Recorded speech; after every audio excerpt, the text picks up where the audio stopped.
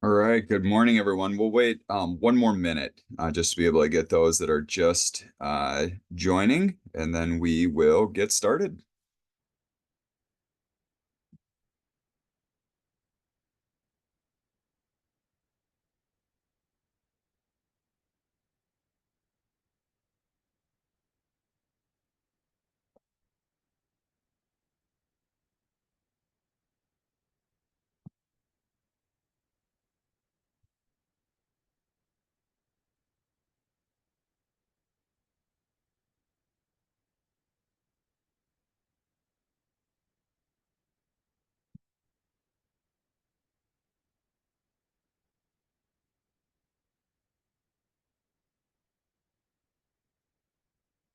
All right, it is 9:01, and so we are going to get started.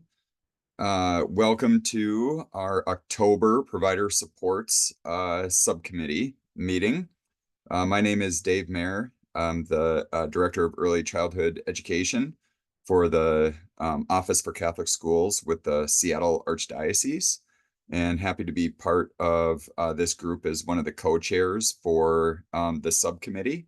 And we have Katie here as well to be able to help, and then Julie, our other co-chair, is going to be on with us via phone today as we kind of move through our meeting.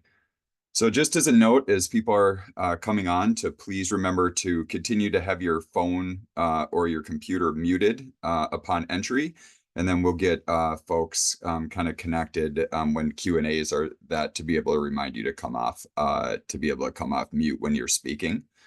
We do have question and answer portions dedicated throughout the meeting, but throughout the meeting, please feel free to use the chat box to post questions or comments at any time throughout the meeting. And when there's natural breaks with our different facilitators, we will go through those questions to be able to make sure that things are answered. There's a couple of other notes as well. Individuals using a webcam or video option that will be displayed throughout the meeting, and so you can kind of adjust that as our meeting goes on by either clicking the video icon to be able to come on or off video. And if for whatever reason you are on hold or you get disconnected, just rejoin the meeting at the same link, and folks will be able to get you reconnected. If you have any questions or technical difficulties throughout our meeting, you can use the chat box or the email listed below on this screen to be able to get reconnected. We can go to that next slide. Spend a couple of minutes here talking about the interpretation that we have today. Want to thank our interpreters for being here as a part of the meeting.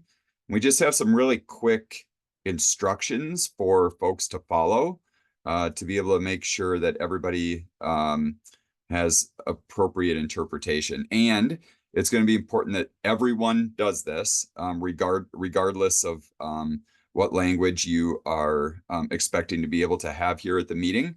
And so on your Zoom screen, either at the top or the bottom, wherever you see your different options, you will see a small globe icon.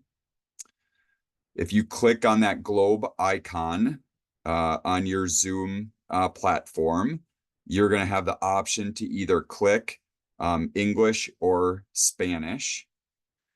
And then you can click mute original audio to silence all of the other languages. If you have questions about this throughout our meeting today, you can feel free to use the chat box, and there'll be some folks that will be able to help you get connected to that particular part of the Zoom platform. And as always, we'll remind our speakers today, and we'll remind ourselves today, and also people, when you come off mute with questions, to be able to speak at a kind of a good rate, but a slower rate to be able to make sure that our interpretation can happen and can be effective over the course of the meeting. So just kind of a reminder as you're talking to be able to, slow down. We're not in a race. We have a good 4 hours together today, and that will help everybody that's on the meeting be able to have a good experience. Right. Can flip to that next one. So now let's start with some introductions. I'm hoping that we have some folks that would be willing to come off mute and share your name and where you're located, and also the name of either the center or the agency that you're with. If you feel more comfortable with just putting that information in the chat, that is also available as well. We have Kevin. Why don't you come off mute and introduce yourself?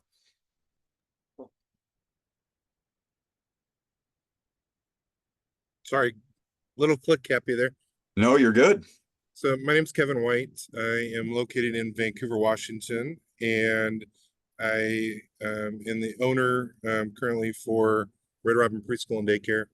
My mom started the preschool 43 years ago. So Oh, wow. That's awesome. Thank you for generational, which is kind of fun. That's really cool. Thanks for sharing. Sandra. Good morning, everyone. Sandra Nelson. I am located in Southeast Seattle. The name of our center is Prem ABC Child Care Center, and we are celebrating 54 years.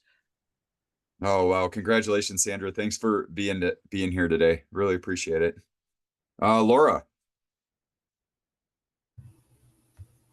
Hi, my name's Laura Murphy. I reside in Yakima, Washington. I have 2 childcare centers here. I also am an ECAP subcontractor, as well as I sit on the board for the Washington Child Care Center Association.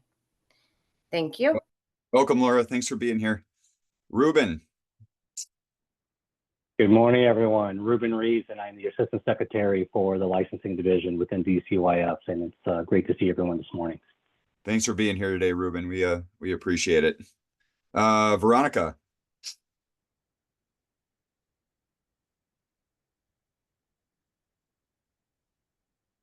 Maybe not quite ready to come off mute yet. How about Dana?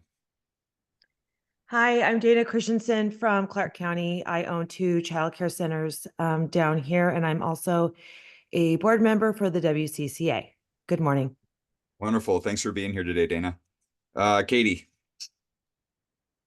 Good morning. I am partners with Dave and Julie for this provider supports meeting today. And I also own Treetop Village Centers over on the Kitsap Peninsula. And we focus in infant care. We love babies. So thank you. That's awesome. Yeah. Thanks, Katie. No name, but we have folks from We Care Academy. You guys want to come off mute?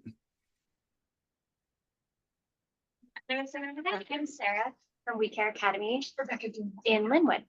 I know. Welcome.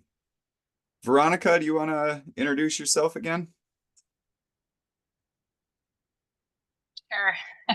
I couldn't get out of the little area, but anyhow, Veronica Alsmail. Veronica Alsmail. I'm over in West Pasco. And yeah. Awesome. Well, thank you for being here today. We really appreciate it. Likewise.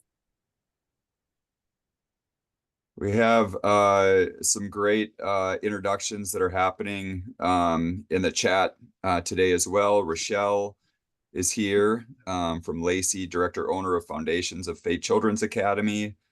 Katrina with Northwest Center in downtown Seattle. Diana Stokes, thank you for being here today from DCYF. Aaron from DCYF.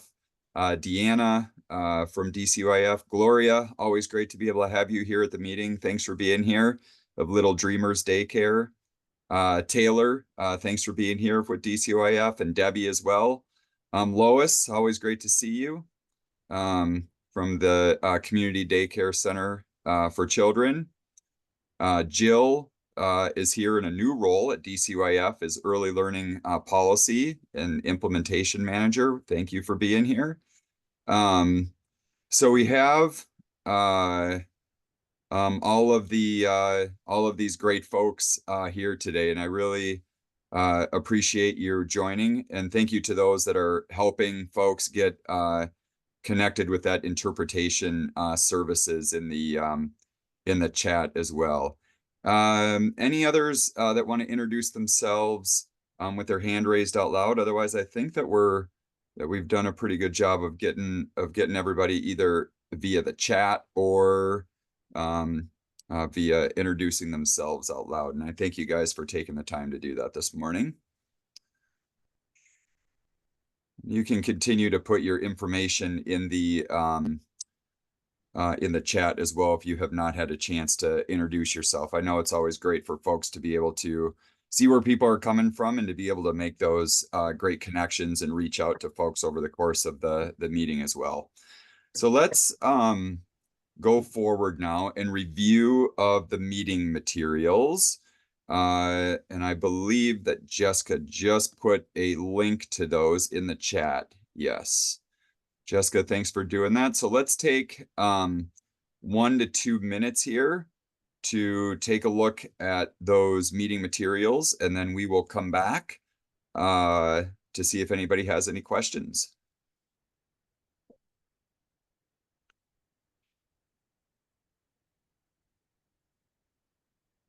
So you should be seeing the meeting minutes from our August meeting.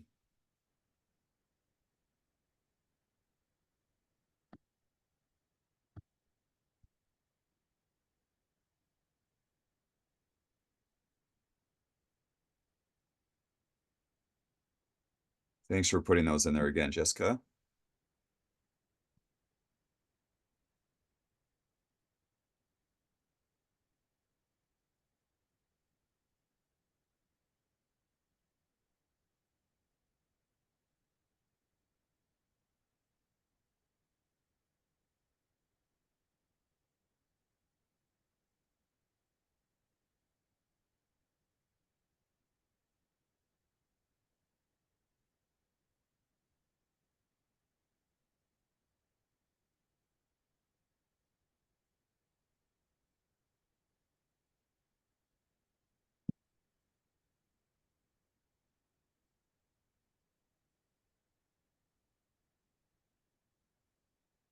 At about maybe 30 more seconds to skim through those.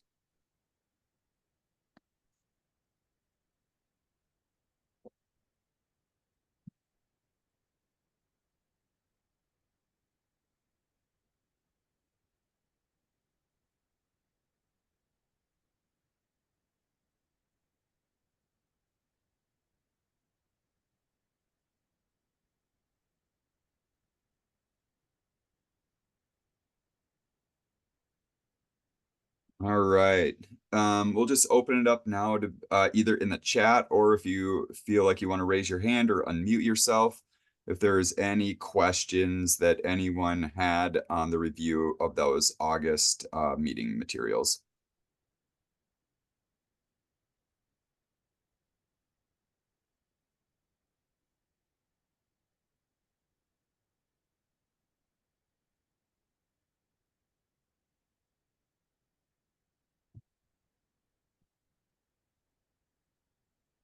All right.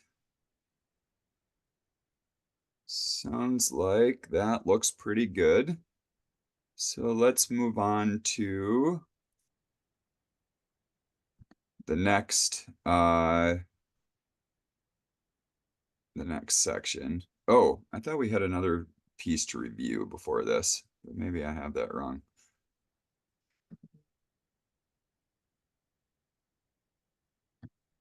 Sorry, I don't have that sheet up in front of me. Aaron or Jessica, did we have one other piece that we needed to review before we moved on to the first topic? You have both of the handouts. You called out both of the handouts, which are the agency updates and the feedback loop. Okay. One thing we just wanted to note is within the feedback loop, you'll find a link to the child care health consultation fact sheet. I just wanted to make sure people saw that as an attachment to the feedback loop as well, since that is in response to member request. Oh, and Jessica just put a separate link to the fact sheet in the chat. Thanks, Jessica. Yeah, so why don't we just, and thank you, Aaron, for saying that. And just because we, that was maybe a separate, or now that it's kind of separated out, let's take one more minute to be able to take a look at that specifically, to be able to see if anybody has any questions. So let's take 1 to 2 more minutes just to be able to take a look at that, to be able to see if anybody has any thoughts or questions on that piece. This is the child care health consultation document.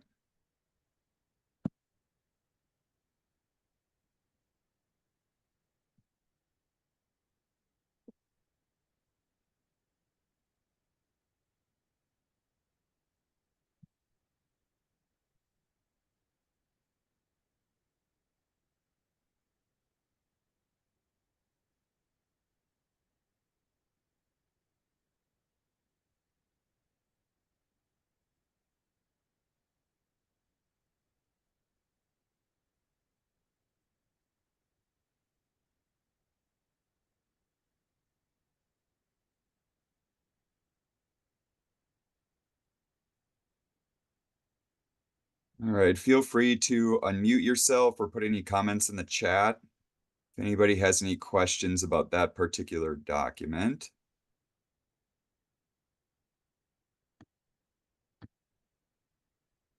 While we're doing that, I just wanted to make sure there's a couple other people that joined us as we started to look at some of the documents. So I just wanted to welcome Maria and Kelly, Julia, Violetta, Jamie from the YMCA there in Bellingham, Katie, Marlene, Courtney, Alyssa, Juana, or Ellie, and I apologize with pronunciations of names. I should have said that ahead of time, but Angelia, Angie, Dee, Rebecca, Olivia, Genesis, Danielle, Janine, Darlene. Thank you all for being with us today and introducing yourself in the chat. And one more note in the chat before we get going on our first topic is if you're just joining us, please remember to select an interpretation channel, even English speakers. This will enable everyone to hear real-time interpretation. And how you do that is to be able to select the globe icon down at the bottom of the screen. And that will allow us to be able to have good, solid, effective interpretation throughout this meeting. So I think I just want to throw it up one more time to be able to see if anybody had any questions about the health consultation document, either via chat or unmuting. And if not, just want to confirm that we would be ready to move to our first topic, which Katie will introduce. I can't see all the participants, so I just want to make sure that those folks are here and would be ready. And if so, I will pass it over to Katie to take it away. Yeah, I'm just checking to see. Is Brett here? I haven't found him yet. But I know Debbie Groff's here. Is Travis here? Travis is out Travis, today, Katie. Oh, okay. He's out So sick Ruben today, and I are Katie. going to Yep. do our best. Oh, okay. Wow. Awesome. Thank you, you guys, for being here. Yeah, definitely. Well, good morning, Debbie and Travis. And we are going to have, I guess, you two go over some of our new updates for licensing, particularly with the first-time forgiveness, post-visit licensing survey, and our family home capacity waiver process. So if you guys would like to take it over, good morning, and thank you for being here and filling in. Good morning. Thanks, Katie. Appreciate it. Good morning, everyone. Like I said, Travis Hansen, he's out sick today, last couple of days, so I apologize that he's not here, but Debbie and I and team would love to update everyone on 3 topics from the licensing division. And I'm trying to slow my talk down, so please let me know if I'm going too fast here. Like Katie said, we want to provide an update on first-time forgiveness, the post-visit licensing survey, and then our family home capacity waiver process known as the 13+ waiver. So I think what we'll do is we'll first start off with the first-time forgiveness. We'll talk about that topic, and then Katie probably open up for any questions regarding that topic, and then we'll kind of go into the next one if that's okay. So Debbie, I'm going to hand it off to you to talk about the first-time forgiveness, and then we'll also open it up for any questions regarding that topic. Thank you, Ruben. And I know Brett was hoping to hop on right at 9:30, so I don't know if somebody wants to send him a quick Teams chat to say, hey, we're running ahead of schedule, but maybe he can pop on even earlier. But yeah, happy to talk about first-time forgiveness. This topic actually came from providers. You asked us to really reconsider whether we should be offering first-time forgiveness for a violation that was not a health and safety violation per our Washington Administrative Code rules. And we listened to you. And we really thought it through. You had some great reasoning as to why maybe it didn't make a lot of sense to offer first-time forgiveness because the violations that were noted were still a part of your licensing history. So we talked about it with our leadership, we talked about it with our licensing field staff, and we realized that in all honesty and in all transparency, it really makes sense to do away with first-time forgiveness. Now, what this will offer you is the opportunity to dispute any rule that is noted on an inspection report, no matter the risk level. So that, I think, is a win for everybody. So if there is a miscommunication about a rule or a misunderstanding about a rule, or just even an unclarity, that will give us all an opportunity to revisit that citation and go through a review process that will offer you a voice. And I think that's really important.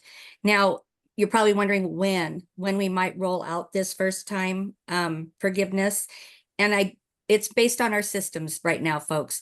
We have to ensure that our systems will line up to ensure that this is captured well in our system, that we don't break our system, which sometimes happens when we make a big shift in our inspection reports. So we are working on this with our WA Compass, and we will be touching base with you again when we better understand the timeline, but it's really based on our systems at this time.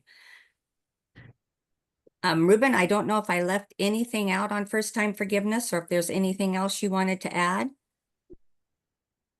I don't think so, but I see that Angie has raised her hand and has a question. Angie, you have a question? Yes. And good morning, Angie. Thank you. Let me make sure I can put my hand back down. How does that go?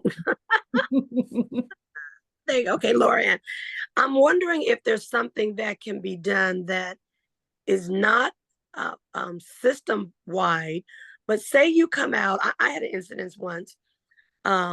There was a plastic bag that was in a bottom drawer. I felt like it was put away. The licensor felt like the drawer could have been accessed to the child, so it was written up. But if you and the licensor disagree at that moment and you take the plastic bag and you move it, is that one that still has to be written up? Or if it's dealt with at the point of you and them discussing it, can that not be written up? That is an excellent question, and it's a question that we've received in the past. If it is a noted violation during a visit, it will be put on an inspection report. You then have the option to ask for a review of that citation. So I want to make that very clear. You absolutely have that opportunity, and you do that through the provider portal. We are also, though, working on something new in our inspection report. I don't know the time frame on when this will come out, but we're looking for a box on our inspection report that says corrected on site. So when a provider makes a correction while we are still present during the inspection, we can check that box. And what that will do is tell your families that you were quick to make a correction for any citation. So that is in the works as well. It's just going to take a little bit of time as we're rebuilding this inspection report to get rid of first-time forgiveness and all the things that are happening right now. But that is something, Angie, that we are really hoping will kind of help with that acknowledgement that a provider makes a really quick decision to correct a violation while we're still present during the inspection. Thank you. That will help not only us around the inspection, but it will help for our insurance.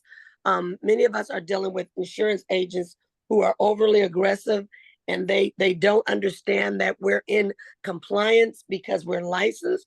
We learned that from Ruben, which was a wonderful thing for me to tell my agent the other day. And he was like, well, but there's these reports out here that I'm reading. And so they're misinterpreting. But I think if they saw that things got corrected on site, that would help us argue our points better. So thank you. You're welcome.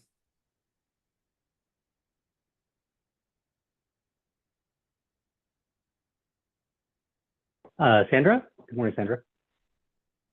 Good morning. Thank you, Debbie, for that information.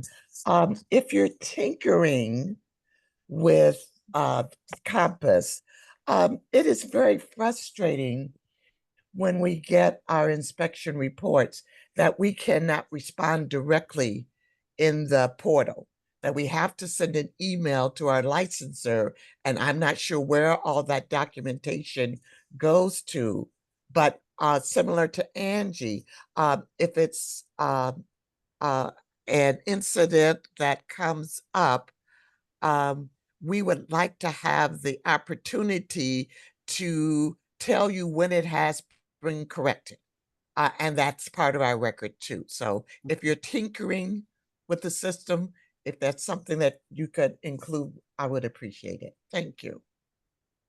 Thank you, Sandra. That's a great comment. I think that others have brought that up as well. It kind of, for those of us who've been around for a very, very long time, it kind of brings us back to our old facility licensing compliance agreement form, where we actually had that conversation on paper, right? So we would write what a violation was, and then providers had this wonderful opportunity to give us their plan of correction, and then even when they corrected it. So these are all things we're going to consider as we revamp the inspection report. So thank you so much for that. Debbie, real quick before we go to Olivia, and I think we also have something in the chat as well. When a child care provider does email their licensor in response to the inspection report, where does that email information, how is that documented today? In a couple ways, Ruben. If they're emailing in regards to a correction that has been made, licensors have the ability to actually go in and put the date of correction into the inspection report via the portal. They also make a provider note on the inspection case in our WA Compass system. So they're making a notation that you called or you emailed and that you made the correction.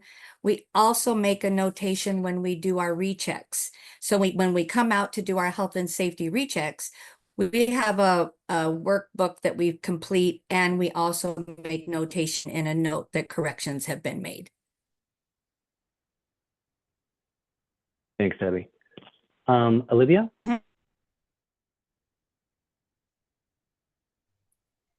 Buenos días. Es la primera vez que entro a una meeting con el departamento. Yo ya tengo muchos años de proveedora en casa, pero recientemente ayer tuvimos una clase y una compañera expuso un problema que le acababa de pasar en la mañana con el licenciador y quería preguntar qué es lo que ustedes opinan sobre eso. Llegó el licenciador y ella estaba con sus niños y con su asistente por la capacidad, pero la asistente estaba sentada en la cocina tomando sus 15 minutos de break y el licenciador le dijo que necesitaba una tercera persona para cubrir el break de la asistente, pero la asistente no sale de la casa.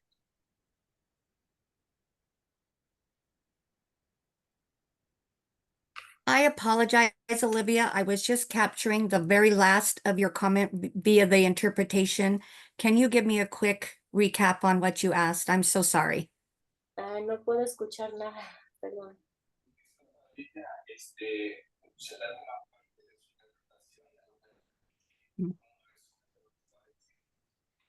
Sí, vino el licenciador a casa, bueno, no a la mía.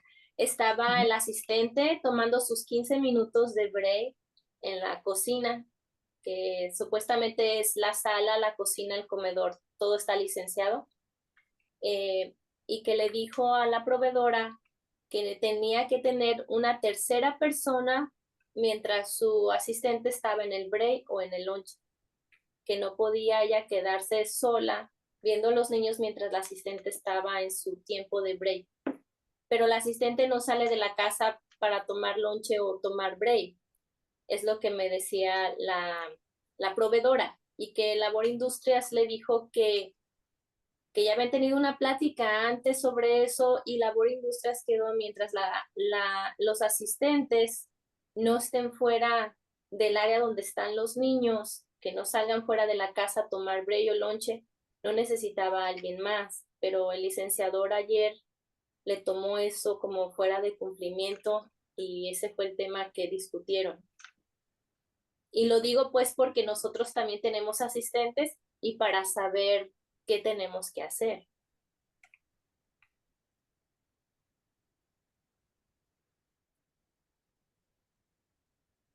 Let me just go to the first one, but I also want to just ask the folks, Aaron, I don't know if you want us to kind of go down the path of answering individual questions at this time, or would you like me to better schedule a time to chat with Olivia and the licensing team to better answer her questions?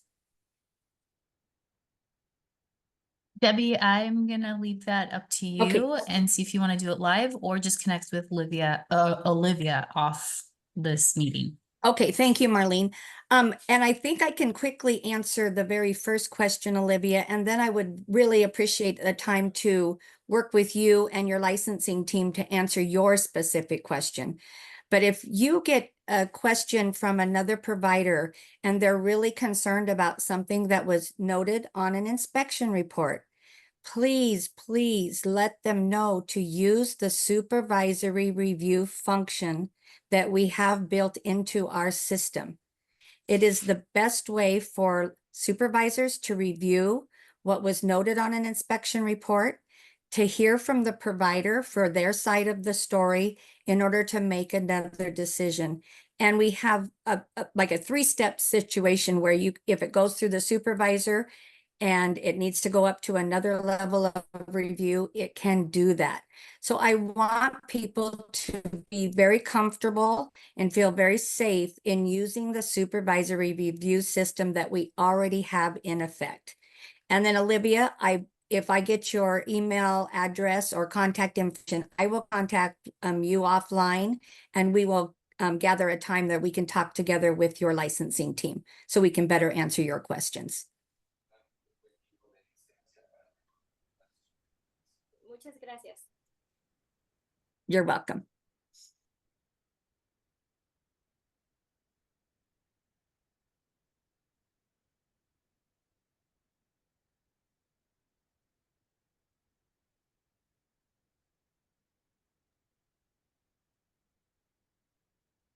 I don't know, Marlene, if you want Ruben and I to answer some of the questions that are coming through chat.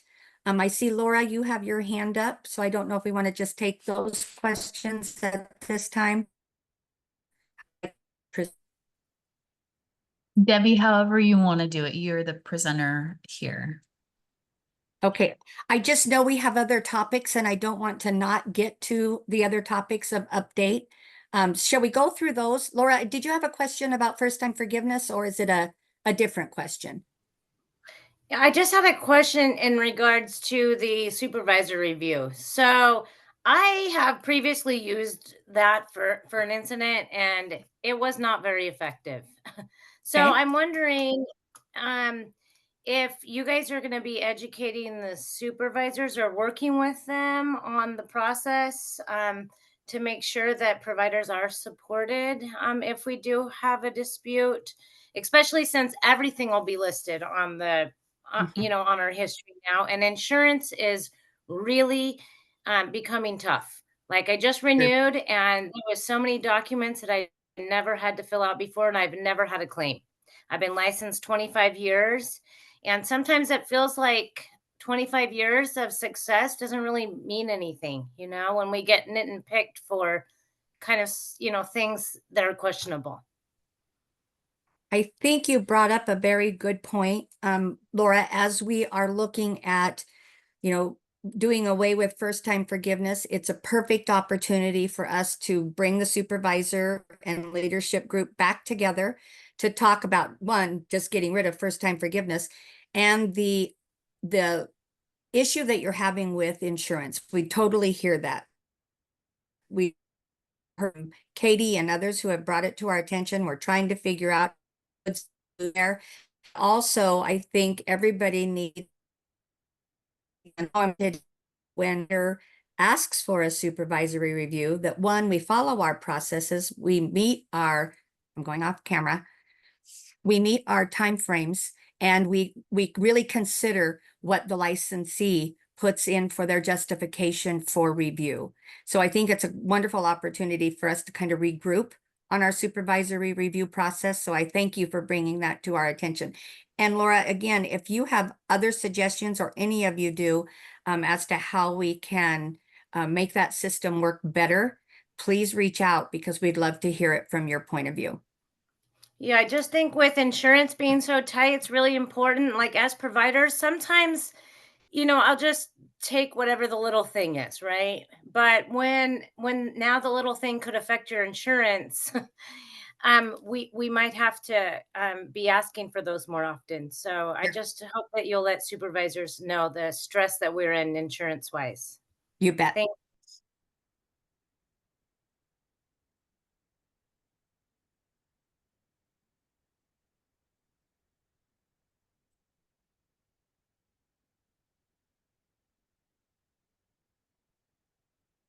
Ruben, we can't hear you, or I can't hear you. Sorry, I was double muted. Insurance comes up a lot, guys, and we realize that not only in this meeting, but in other meetings as well. And DCYF is trying to come up with some ways, Laura, that we can advocate and help our provider community. And like I said, it's not only in childcare, but it's also with on the foster care side, with our child placement agencies, where we've heard some insurance like are not even renewing them, you know. And we will be getting a new insurance commissioner for Washington State in January. So it'll be an opportunity next year to really get in front of this and explain how it's impacting our provider community across the board within DCYF, and how it's impacting families and children in our communities as well. So thank you for that. I gave Nicole Rose the documents I had to fill out recently. I don't know if you got to see those, but I mean, they were very unusual documents, and it's pretty scary. So I just want you to know what we're facing, because if we can't have insurance, we can't operate. So luckily for me, I have a clean record, but as far as insurance claims go, but you know, we're very liable. We take a huge risk in this industry, and we would appreciate your support. Yeah, I agree. We're gonna, Jen, we'll go to you for a question regarding first-time forgiveness, and then we're gonna move on to the next topic, because I really want to make sure we update everyone on the 3 licensing topics we want to talk about today. But Jen, do you have a question on first-time forgiveness? Yeah, just really quick. I wanted to piggyback off of what Laura said. So for the story that started this with the gal who had a plastic bag in a drawer and the licensor didn't like where it was at, she moved it immediately. That's the kind of situation that when that is written up, that is what licensors see. Now, regardless of if we try to fight it, or not licensors, I apologize, insurance companies see. If we try to fight that, it still is showing on our record. They could look while we're in the middle of that you know, us trying to prove our side to a supervisor. So that does make a huge difference. And if it's something that was corrected immediately and is not an immediate health hazard to the kids, why can't that just be a counseling thing where the licensor says, hey, that might not be the best place for that. And the provider says, okay, great, I'll move it. Thank you for that information. It doesn't feel like there's a partnership anymore. It just feels like you come in writing up. I mean, honestly, it used to be that licensors would come in and we could actually have a conversation and they would say, you know, maybe that bottom drawer isn't a great place for those. And we would go, oh, you know what? I never thought about that before. And we'd move them and everything would go on and it would be great. But there is no partnership anymore. And that lack of partnership is affecting our insurance. Yeah, I want to acknowledge what you're saying, Jen, and this is also coming up in our childcare forum meetings as well, right? And so that is one of the main reasons and purposes that we are having our in-person childcare forum meetings, and we will continue it in 2025 to really work on that partnership. And then you guys will also hear, if you haven't already, in forums about, you know, inconsistency on enforcement and interpretation of our WACs too. So we hear you, and we are working on that as well. So there was probably some questions and some concerns that came out of first time forgiveness that were in chat, and so we'll make sure that we address those and make sure we put them in the notes later. And to Debbie's point, we'll also reach out to those providers personally to talk about first-time forgiveness as well. So next, I want to talk about the post-visit licensing survey. So this also came from you guys and from the childcare community about a survey after a post-licensing visit. We heard you, and we completely agree that we want to do this. So I want to introduce you to our one of our quality assurance program managers, Deanna Sunby, who is working on this project, and she's going to provide an update and a timeline of when this survey will be available. Yeah.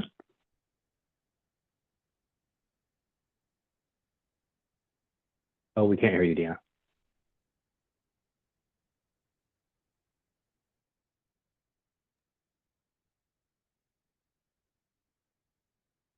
Nope, still can't.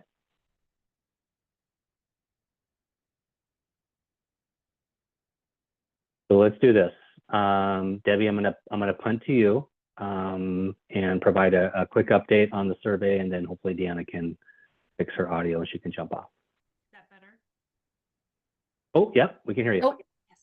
Okay. I'm so sorry. I was in my earbuds all day yesterday. So hi, I'm Deanna Sunby. I'm happy to be here.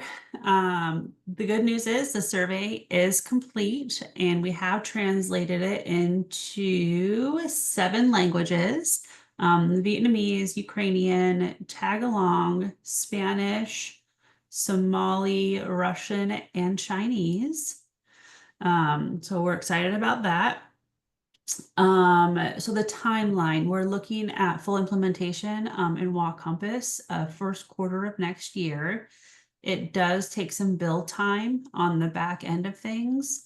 So what's going to happen is the licensor will come to the visit and finish it. And then after the visit is finished, you will get an email from WA Compass inviting you to fill out this survey to assess your yearly monitor visit. Are there any questions? And the survey will be in WA Compass. Right. And it will, our target date is, and I know it's the first quarter of 2025. Like Deanna said, we have to do a lot of back end kind of work on our portal system. So we're hoping to have it go out live, and we'll send a communication out to you all between that January and March timeframe in 2025. Will the licensors see these surveys, and who completes the surveys? So the surveys are completed by you, And then Deanna, do you want to talk about kind of the quality assurance piece and who sees these surveys after they're filled out? Sure. So how it works is the licensors will not see the results. They are anonymous. We will be pulling the data quarterly or more if needed. We'll be looking at the comment section quite often because there will be 2 questions that have an open comment box. And if there's something that we see that is immediate or needs attention sooner than quarterly, we'll address it. We will also be translating all the comment box answers. So that's going to be a little bit of a lift too, but we plan on fully translating those so we can get equity and feedback and elevate our provider voices. And I'm going to the chat box. Will the licensor see the surveys and who completes the surveys? The licensor will not see individual surveys. We plan on putting out quarterly reports. Who's vetting the questions? What are the data points you're looking at? The questions were vetted from lots of different folks. I know that there were some childcare providers who were consulted on the questions. I can't speak to who because I believe that was Debbie and Travis who sent them.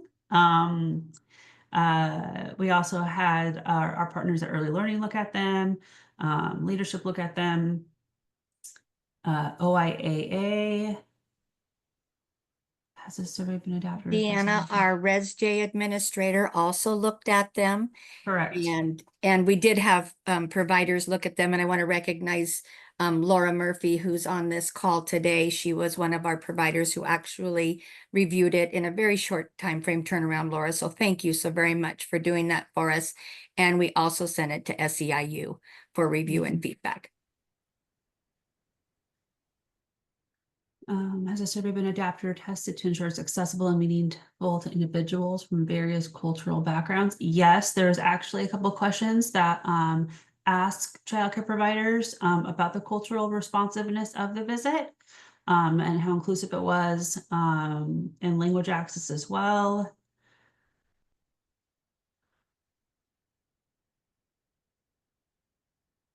Who will be in charge of follow-up? We'll be sending the reports to field leadership, so area administrators, and then also Debbie and Travis.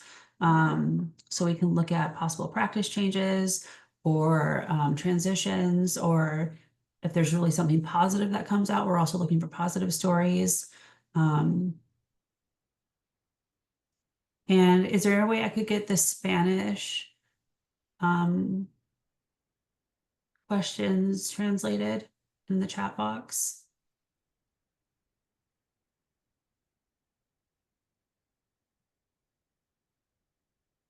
Umberto, you're unmuted if you're talking.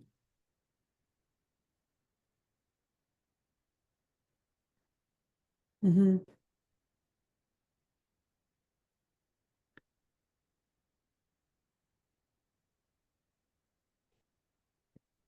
Debbie, can you talk a little bit about Lois's comments about who is involved in this, and providers of color that vetted the questions, any dual language providers.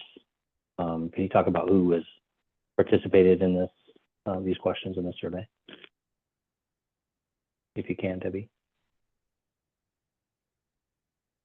Yeah, Ruben, we actually sent that to see. You're breaking up, Debbie. Oh, I'm so sorry. I'll go You turn off video your camera. again. Should have been Walla Yep. Walla and rely on technology. Go Okay, ahead. I'll try again. I'm so sorry for that. We did vet it through providers of color as well as different cultures through the SEIU review. They represent and have providers who represent lots of different cultures and providers of color across Washington state. So we did do that. And I think we also, very importantly, ran the questions through our racial equity, social justice administrator, who really took a look at every single question and made sure that we were being as culturally responsive as we could be in a survey format, which is kind of hard to do. But I think the questions that are there are good. I think they're very well intended. And if we learn that we aren't capturing what we think we should be, we can shift, folks, in the future. This isn't an end-all survey. So we won't shift within a year because we want to gather the data, right, that we put out. But if we do learn that this survey is not meeting the need that you were asking for, we will absolutely come back, check in again, and come up with different questions if we need to. Thanks, Debbie. And I'll make a final comment, then we'll move on to our third topic here, guys. Like Debbie said, we have an opportunity to kind of tweak these, later down the road, but this is really an opportunity to, going back to kind of Jen's, is to, our partnership, right, with the child care community. I think this will help, and also our practice, right, and an opportunity to look at the good things too, not just the things that we need to improve on in that individual office or in that region.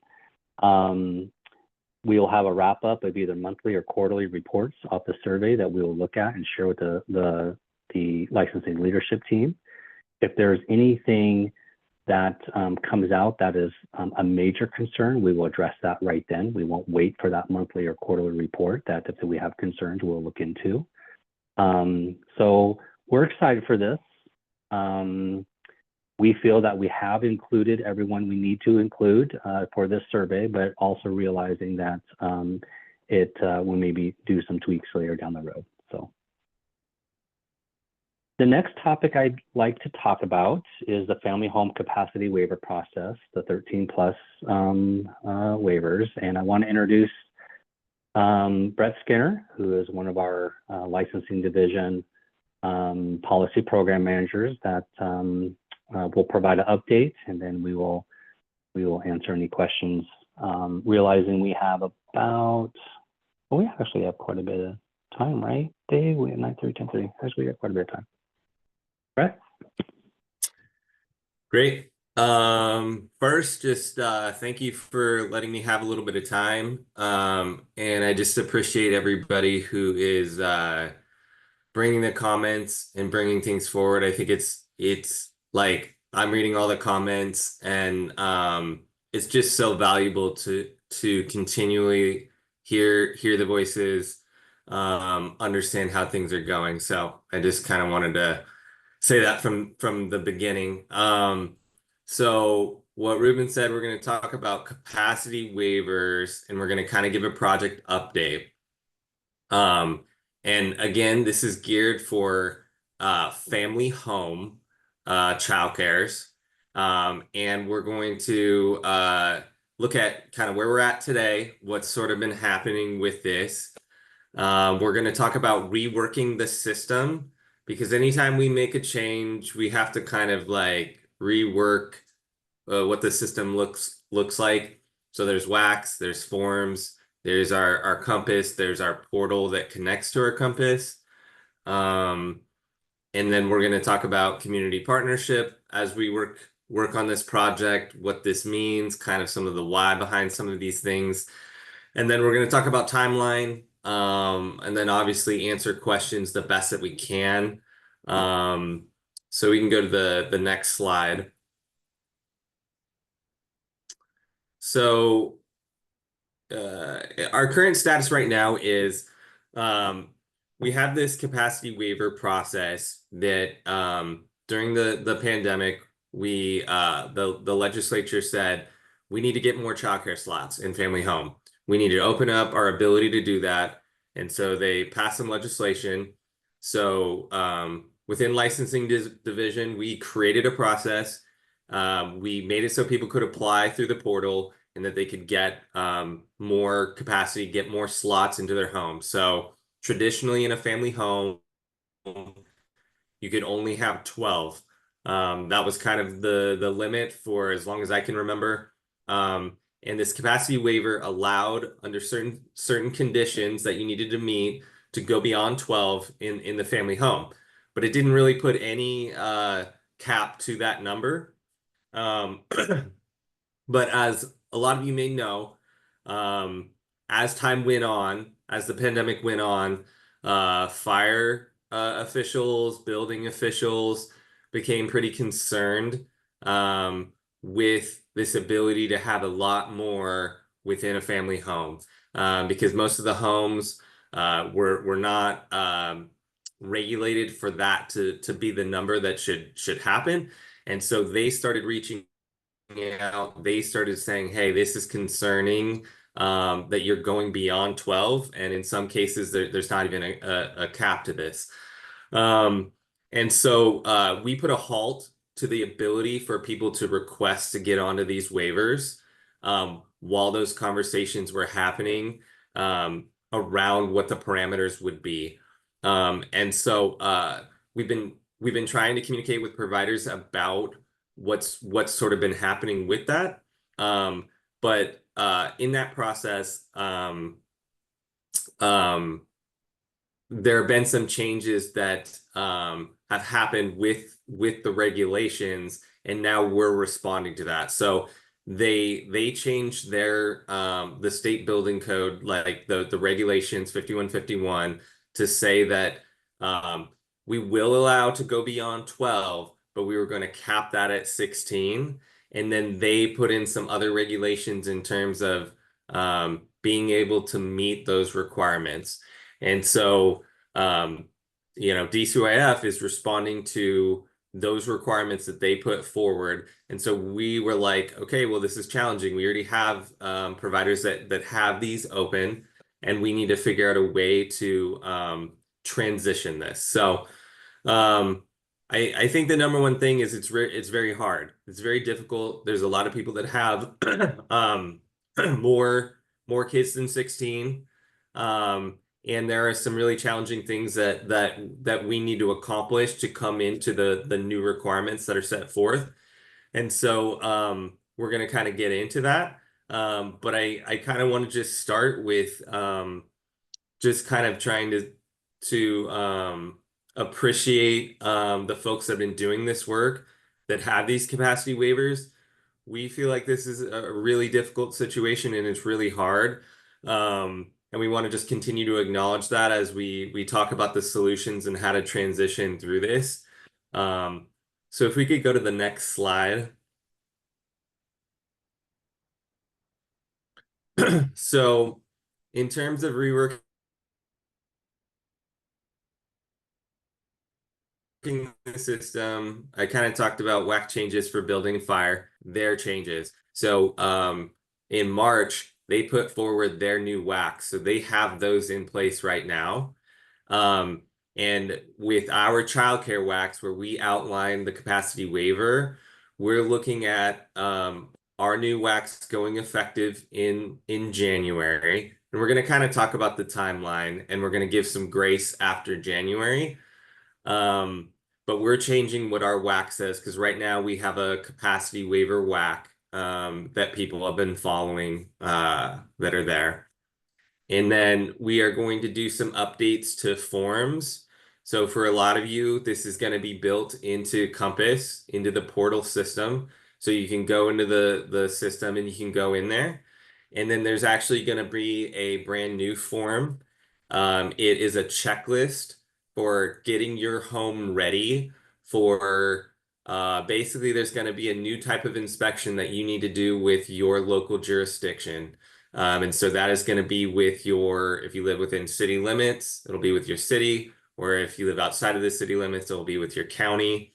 And there's kind of some steps that you'll need to go through to make sure that you've met compliance. And we'll basically give you this checklist, and it helps you prepare your home if you want to do this. And then you talk with your city or county about if you're meeting these requirements. And then the last thing is updates to Compass, which I kind of talked about. You'll have the ability to go through the portal to request this, to go through this process, just like we do now with the capacity waiver. And yes, this is for homes. This is not for centers. This is for family home childcares. So we can go to the next slide. Oh, Gloria, do you have a question? Yes, Yeah. can I have a question? When do you talking about working and some solutions about extended the capacity for family homes, who is going to work about that solutions? The over there, DCYF, the state, who is going to make the decision what family home has to have?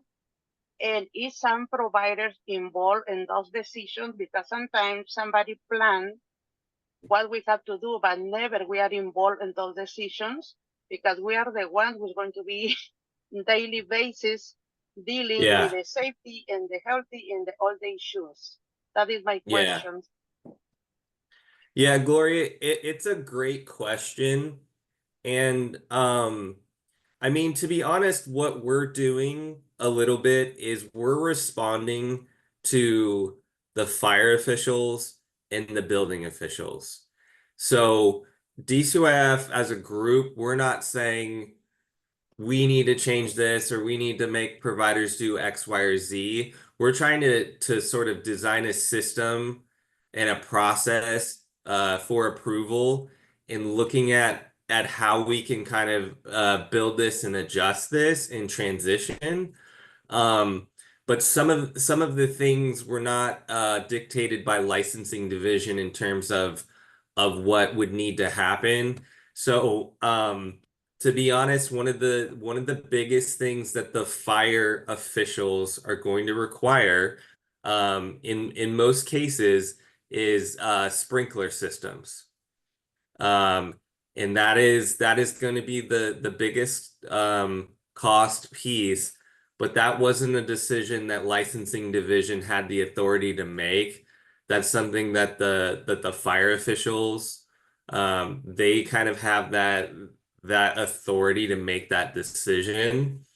Local jurisdictions, there sometimes is a little bit of wiggle room, but my understanding talking to some of the building officials is that they don't generally allow for those exceptions. But that ends up sometimes being a conversation that you could have with your city or your county. And we're trying to have conversations with the city and counties as well about how we make this happen for providers. But DCWF doesn't have a lot of control in terms of dictating what the building code is or the fire code is for the city or county jurisdictions.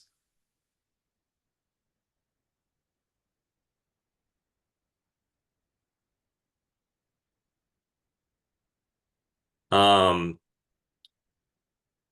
did that answer your question, Gloria? Yes, they know. Yeah, because I think like the whole providers plus DCYF, like the fire department for the codes of the city, we have to sit down all together and find a solution, like be in a positive way, but if something is going to be imposed and we have to do it, we don't do, we are not allowed to have the capacity. I think that is not it's not fair. It's not fair. I think it's nothing towards you, okay?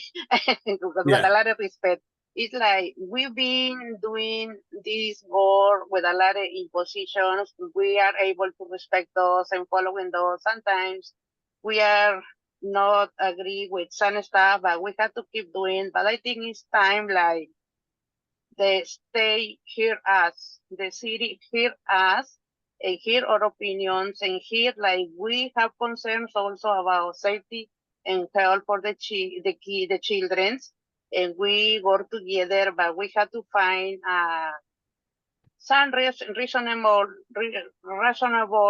things to help us complete.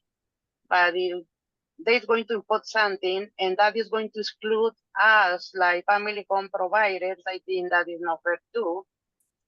But if we can go all together like a team, I think we can find better solutions. And I will be happy that I start going and this 2024 because for years we are not part of many things and we are the ones who do the job. Yeah, it's a great, I love everything that you said. And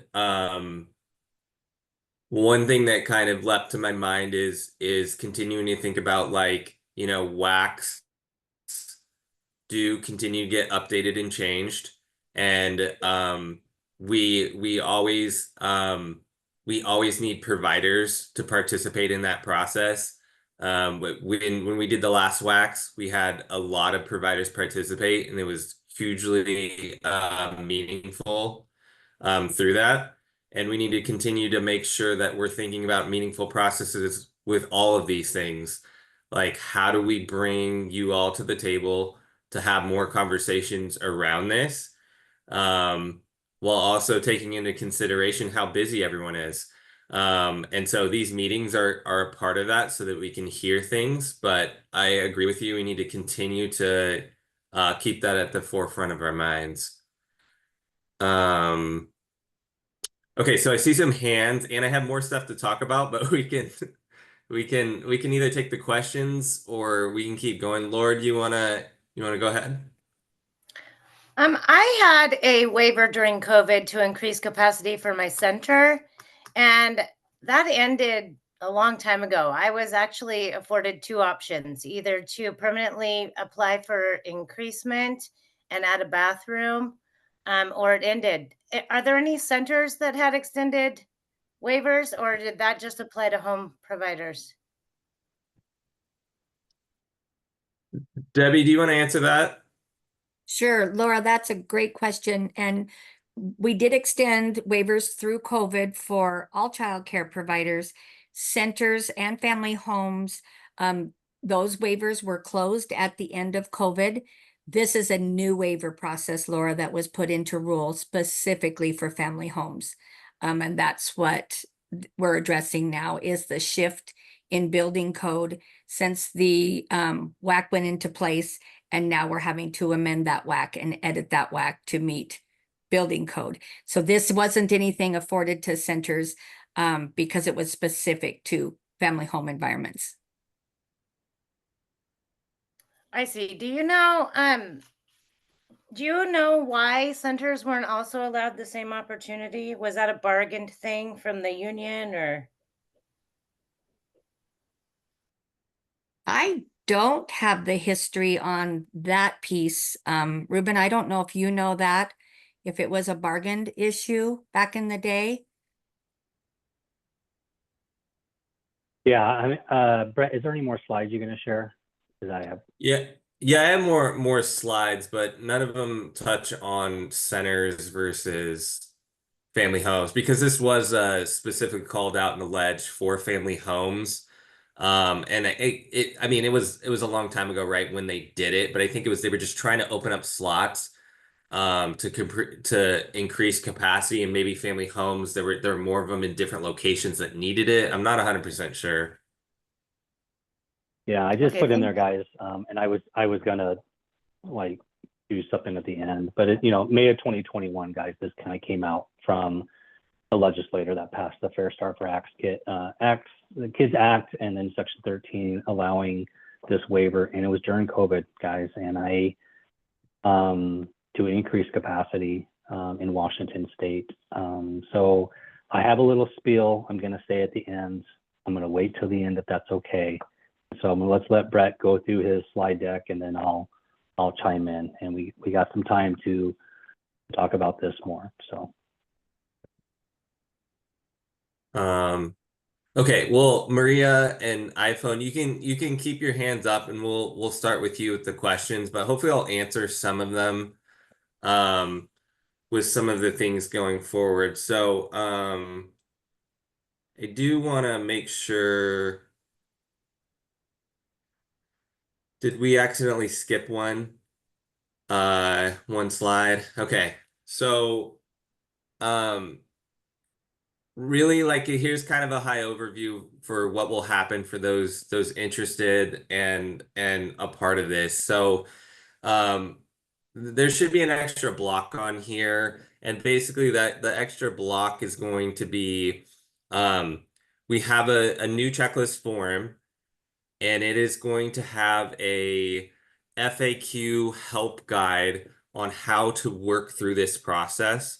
And what is going to happen is anyone interested in this through the portal, there'll be a link where you can click on it and you can have this form, or you can pull it from the forms drive, or you can ask your licensor and they'll send it to you. And you'll basically, you'll basically print this checklist off, and you'll look at your home and you'll make sure that your home is in compliance with these pieces. And what basically it's going to require you to do is then you're going to kind of move to these tiles where it says, the provider contacts their local permit person. So each city or county kind of has their own unique process and their own unique website. So you'll contact them and you'll ask for their permitting department. And then you'll make sure that you're in compliance with the steps that are on this checklist. But then ultimately they might have an inspector that will come out, they'll look at your checklist, and they will give a sign off on your checklist. If you weren't in compliance, they might have some steps for fixing things, or they might tell you need to do certain steps to come into compliance, basically. And then once you had that sign off, you would go into the portal. It will ask you to upload this signed checklist into the portal, and then it will, ask some questions in terms of applying for this waiver. And then it will be sent to the licensor, and then they'll basically make sure that you've uploaded the form and it's correct. And then we have a statewide group that looks at all of these capacity waivers and gives the approval and makes sure that everything is compliant from kind of like a statewide view. And then you would kind of get approved for that. And then if you go to the next slide. So this is kind of a timeline we're looking at. So I kind of want to start from the right side. So basically what we're looking at is implementing this March 1st for waivers being implemented through this new process at 16 total as the largest number you can receive. January 1st is around when the WAC will be going live. And so you'll have that period from January to March. You have until now, until March 1st is what we've been, the timeline in terms of having conversations with families, making sure that you're getting your numbers to either 12 or 16, depending on, what you're doing with this. But then at March 1st, we would be doing rescinding of the old waiver process, and then the new waiver process would start. We have December 1st on this timeline as a sort of early access opportunity where providers will be able to submit, if they're interested in this, they could submit this new waiver process in the portal. Nothing will be approved yet. We're going to wait till March 1st so we have like a nice handoff between the old and the new, and our system can kind of function and make sense. And then there's sort of like this question mark, but it's cities, counties receive, interest, inspect, and approve. So that process will be upcoming. We're having a lot of conversations with the building officials, with the cities and counties to try to make them understand that this is coming, and that they need to figure out ways to be prepared to have conversations, know how to help people. But what I would suspect is if you are interested and you are doing this and you have some challenges, please do reach out. And we're going to try to help manage and help people through the best that we can. So I just wanted to kind of plug that piece. And then if you go to the next slide. So communications, there's going to be a if you're a family home person, you currently have one, you should be getting communication from your licensor where they're gonna talk through some talking points and talk to you about some of the details that are going on right now. There is going to be an email that goes out relatively soon, where it's going to give all the information on what we're expecting to happen. We're continuing to have local jurisdiction meetings with cities and counties to try to help bring them to speed. There's a lot of counties, there's a lot of cities. And so we're working on that communication. There is going to be a virtual meeting where we invite all family home providers to come in November. And so that information will be in the communication that's coming out. And then we're looking at figuring out some ways to have some specialists. So if you are interested in this process and you want, you're kind of, it can feel intimidating. It is intimidating sometimes working with the city or county, that we might have some specialists or some people that can talk to you one-on-one to help you work through what this process might look like, what you might do in terms of reaching out on some of the things you might need to do on your home to meet your city or county requirements. But again, one of the biggest ones is that sprinkler system. So and most of the times with those, you almost need to hire a contractor, and then the contractor is going to get permits and make sure that it's kind of up to code. So that is kind of the general overview that I was giving today. I saw a lot of great conversation. So Ruben, do you want me to start taking questions or go through the chat, or do you want to say your piece first, or how do you want me to proceed?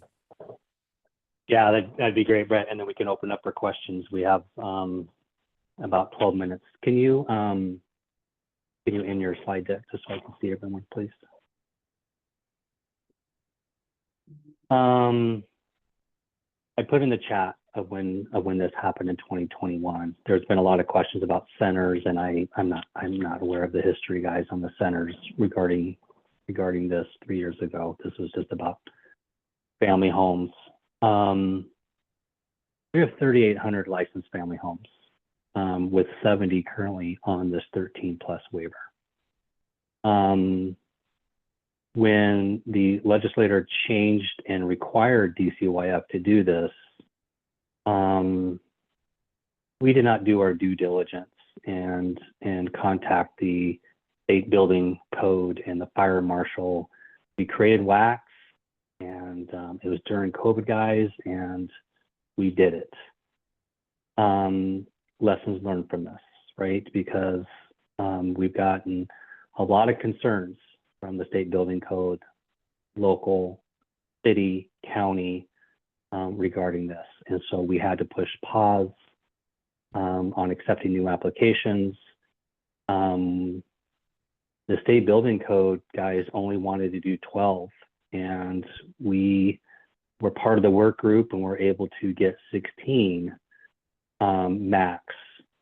But for a family home provider to get to 16, they have to do quite a bit of stuff, and possibly sprinklers. So even to get to that max of 16, a lot of hoops they have to go through, right? So it is unfortunate. We are working with our 70 family home providers right now. We are going to be changing our WAC around this. It's going to be filed this week, and it will go live somewhere like January, and we're going to give 60 days for our 70 family home providers to get in compliance, and they'll have to reapply for the waiver. That is going to be impactful to a lot of families in their local community. We realize that, and that's why we're working with them right now. But at the end of the day, family homes can only have a max of 16 come March 1st, and even that 13 to 16, they'll have to make sure they have our approval from the city or the county to do that. So with that, I want to go to Brett. Maybe you can help me with the chat. If there's any questions we can answer through chat. Yeah, like a lot of great questions. And there's, I mean, some of them are comments I think about just like understanding the awareness around this and what's been happening with this. So one of the questions around like, you know, if there's child safety involved, why is there concern with just rescinding these immediately? So I think a part of it is that like there's continuity with families involved. So providers have made agreements with families. They have kids that have been in school. There's providers that have kids on subsidy, that those kids would sort of lose some of those spaces. And that could be challenging for families just to make that switch. For some people, there's transportation and other things that could be involved with some of these situations where it isn't just as easy as just hopping over to another childcare. Some situations where it would be easier, it wouldn't be that issue, but we were trying to listen to the concerns of family home providers and give people grace to make this transition in a meaningful way. And again, the hard part is it's not perfect and it's not fair for everybody, and we're trying our best to find a compromise and find a way to make this happen. And so we're working through that. And again, yeah, I hear from centers too, like, how is this fair? And to Ruben's point, this was created during the pandemic as a way to try to solve some potential targeted problems that were coming in from the community. And so, now this number will come down to 16, and there will be further requirements asked of the family home providers that do participate in this. So those were some of the questions asked, and then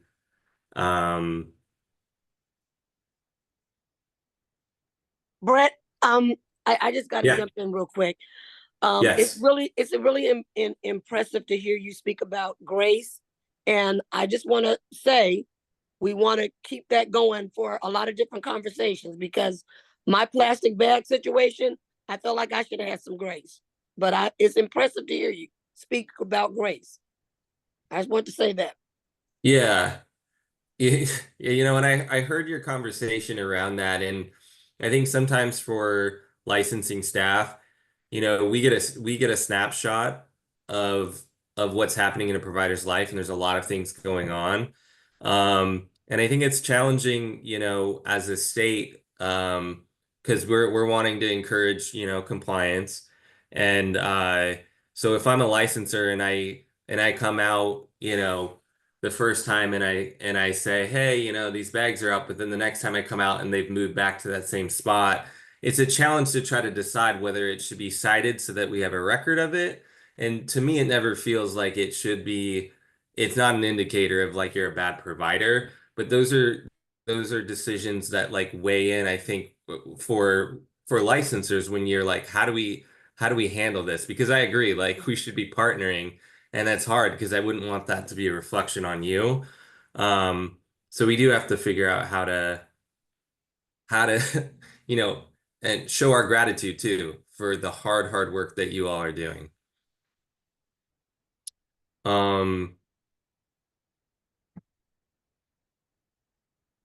Okay, so there's a lot of questions. I know that I didn't answer a couple questions of people who had their hands up earlier. Those folks, do you want to weigh in now?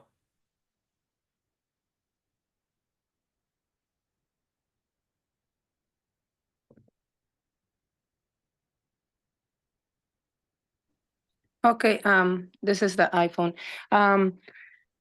One question, does this waiver applies for the new daycares that just open like in this year, since January or May? So so there's a couple things going on right now. At some point when the fire and building people had weighed in on their concerns about there being more than 12. We put a stop to any new applications for these waivers. So we didn't take away the folks that already had them, but we said we are not going to accept any more applications because this concern has been raised. So we do have approximately around 70 providers that currently have these in family homes. And what will happen when we get to March is all of those approximately 70 will be rescinded, and then any interested family home provider uh, can put in an application to try to get this capacity increase. But there will be, some requirements around it. I think that you need to be on a full non-expiring license. I don't think that you can get one if you're on an initial. Debbie, is that correct? That is correct, Brett. Okay. Okay, so Yeah. so the ones the early, yeah, the ones that are in initial, so we're not applicable for this waiver. How long do we have to wait until we ask for an extension? Oh, to be able to get one of the capacity waivers. So you would Yes. basically what happens when you're on an initial license with a family home is that you'll get an unannounced visit, and then if you're in compliance and you're showing that you're in compliance, then you will get transitioned to a non-expiring license. But if you have multiple violations or there's some concerns that are going on, you might be issued a second initial license. And so you can be issued I mean, typically you can get up to like a fourth initial license. So if you're fully in compliance at that visit, usually, within 6 months of each initial license, then you can get switched to a non-expiring. And at that point, then you could request, you'd have to make sure that your home met the new requirements, but then you would be able to. Oh, okay, because I already had my visit and it went great. So that's why it was my question if I could apply after that, or do I have to wait a certain time until they send me, well, they're gonna send me my evaluation and probably in this 2 weeks or so. And how long do I have to wait, or how soon can I apply for my waiver? If I apply for it. Oh yeah. So this process is not going to start until March. So March of 2025. So in December, we'll be opening up the ability for people to put in a new application for this if they're interested, but no one will get approved until March of 2025. So you would you'll get the information just like everyone else, so you can look into if you need to get like a sprinkler system or the pieces that you need to for your city or county. But that would be the earliest you'd be able to start doing that. Oh, okay. Yeah, because that was my big questions about because I just started it and my second visit went good. So uh I'm just, I'm confused right now because I don't have that much experience on this. Hey, Gloria, I'm Yes. sure the team would reach out to you, or if you're able to reach out to them personally on what's going on with your center. And I'm sure more information will be released before March for these the waivers. Correct, Brett? Yep. Okay, Yep. There's awesome. going to be a communication that will go out to all family home childcare providers, Okay. and it's going to detail this information. And so there'll be more. We're going to have a bunch of different communications coming out when the WAC goes live, when when you can get in, you can actually apply for this. So there's going to be more, but we wanted to we've been learning a lot and we've been building a lot, and we want to continue to update providers on where we're at, even though it's not all perfect, right? Like we want to make sure people know, so it's not just a big surprise at the end. We're still many months away, but people need to make preparations and planning for this process. Okay. I foresee this being in another provider supports meeting between now and March. So I'm sure, Gloria, there'll be a lot more information here at another meeting for all of you home providers. But it is 10:30, so I don't want to cut anybody off, but I do want to say thank you to Ruben and Debbie. That was amazing information for that post survey. Brett, that was a lot of information, and I know you got bombarded from us center providers, which probably wasn't as expected, but I'm sure we'll have lots more questions coming your way. But thank you guys for your time today. We really appreciate it. Dave? No problem. Thanks, Katie. Yep, you're welcome. And I just want to say, I took down the questions. Thank you for asking them. I saw one about transition. So we'll try to figure out ways to put this into the communication, some of these answers. So appreciate everybody. Thanks, Brett. Thank you, guys. We are going to move on to our next topic. And just as a quick note, after this topic, which will be the next 45 minutes, we will have our break after that. So just kind of be prepared for that piece as well. And I didn't hear I think Katie probably said it, but there is a survey for the meeting for meeting reflection that Jessica has put into the chat. And so if you could take time to be able to fill out that Survey Monkey link as well on the different topics today. We'll bring this up again after each one of the topics to be able to make sure that we get good feedback that way.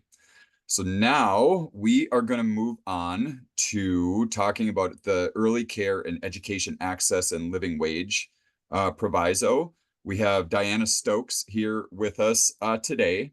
And she is going to provide a progress update on the early care and education access and living wage proviso, including what was heard across the state during various engagement opportunities and the initial recommendations that will be put forward in the implementation plan. So just as a reminder, during the presentation, just as we did with the one just before it, please type your questions or comments into the chat box. And then at natural breaks or when the presentation is over and time permitting, we'll be able to answer the type questions as well as open it up for additional questions from the presenter. And then just like this last presentation, we will have a reflection link right before we take the break that will be in the Zoom as well. So Diana, thank you for joining us today. And we're looking forward to your presentation. Thanks, Dave. I'm so glad to be able to join you all today. As Dave mentioned, I'll be providing an update on the work and really highlighting the what's next as we come into that implementation plan being due in June of 2025. The next slide, I really just want to ground us what our vision for early learning is in Washington State. Our goal is to have an integrated mixed delivery system of affordable, high quality early care and education for all of Washington's children, supporting child outcomes, school readiness, and family well-being.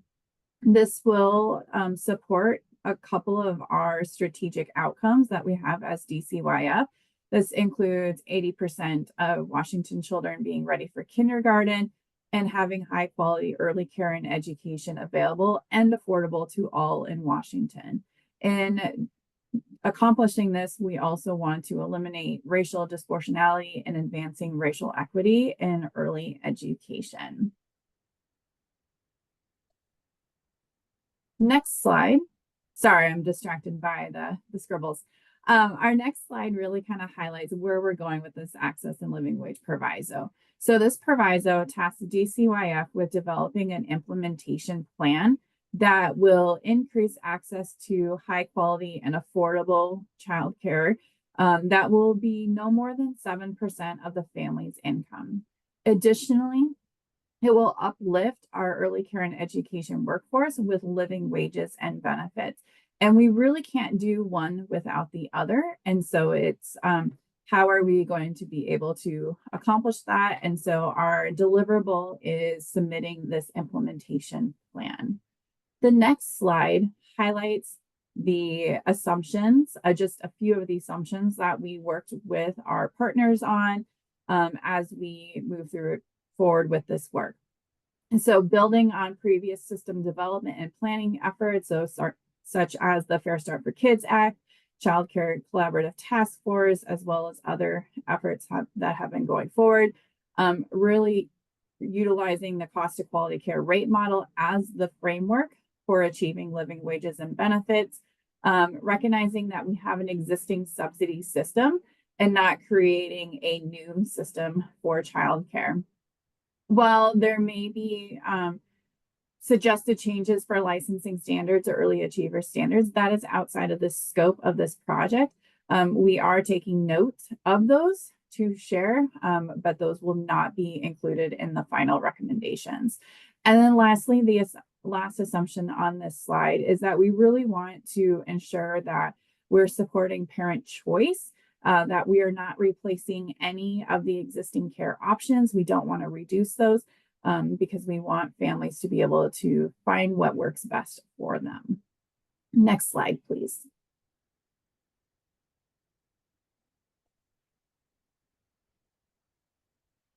So as we go into this next legislative session, we have several decision packages that are really going to lay the foundation of our access and living wage proviso and really be our phase one of this work.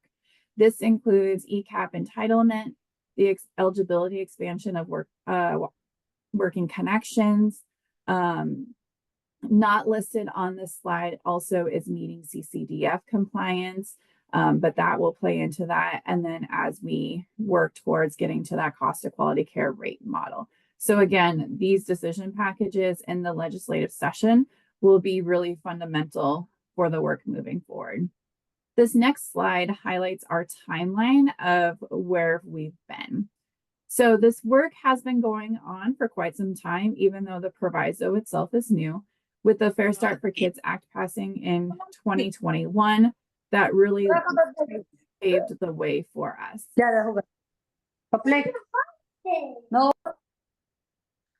As we move forward on this timeline, I really want to call out that we have been doing a lot of work on the back end to ensure that when we are able to move forward with living wages, that we already have like the federal approval to move to basing subsidy rates on costs to provide care. So that will really set us up for success moving forward. So that is a connection there with the Office of Child Care approving a rate model alternative methodology. Also, we have the early educator design team work, and that aligns with DCYF and MIT's living wage standard, which is referenced in the cost of quality care rate model. As we are at that arrow, right now we are in the works of finalizing a status update report, as the implementation plan is not due until after the legislative session ends. We're providing a status update of where we're at, the feedback that we've heard, really uplifting our decision packages as being phase one and what's to come in that implementation plan. So that way legislators are aware of the direction that DCYF is going. Next slide. So with the status update and the implementation plan, we essentially have two different reports. This slide here is a summary of what will be included in both reports. The status update will really focus on decision packages, the cost of quality care survey report from January of this year, and it will also identify dependencies and associated timelines as we move forward. The implementation plan is really going to focus on investments made in the 25-27 budget session. So that will really play into what happens and how we phase the work. It will highlight options for distribution of living wage and benefits to our workforce. It will discuss eligibility options aligning to the 7% income for families. It will identify operational needs, the modeling, and the final recommendations. In both, we are referencing the cost of quality care recommendations from our early educator design team. Next slide.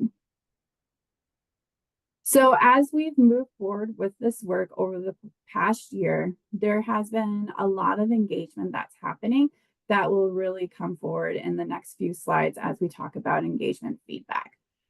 We've been working closely with Child Care Aware of Washington and SEIU 925 as part of our steering committee. But through that, we've also engaged with licensed child care centers, DCYF staff. We've presented with IPEL, ELAC, and provider supports in the past and gotten your feedback, which we really appreciate.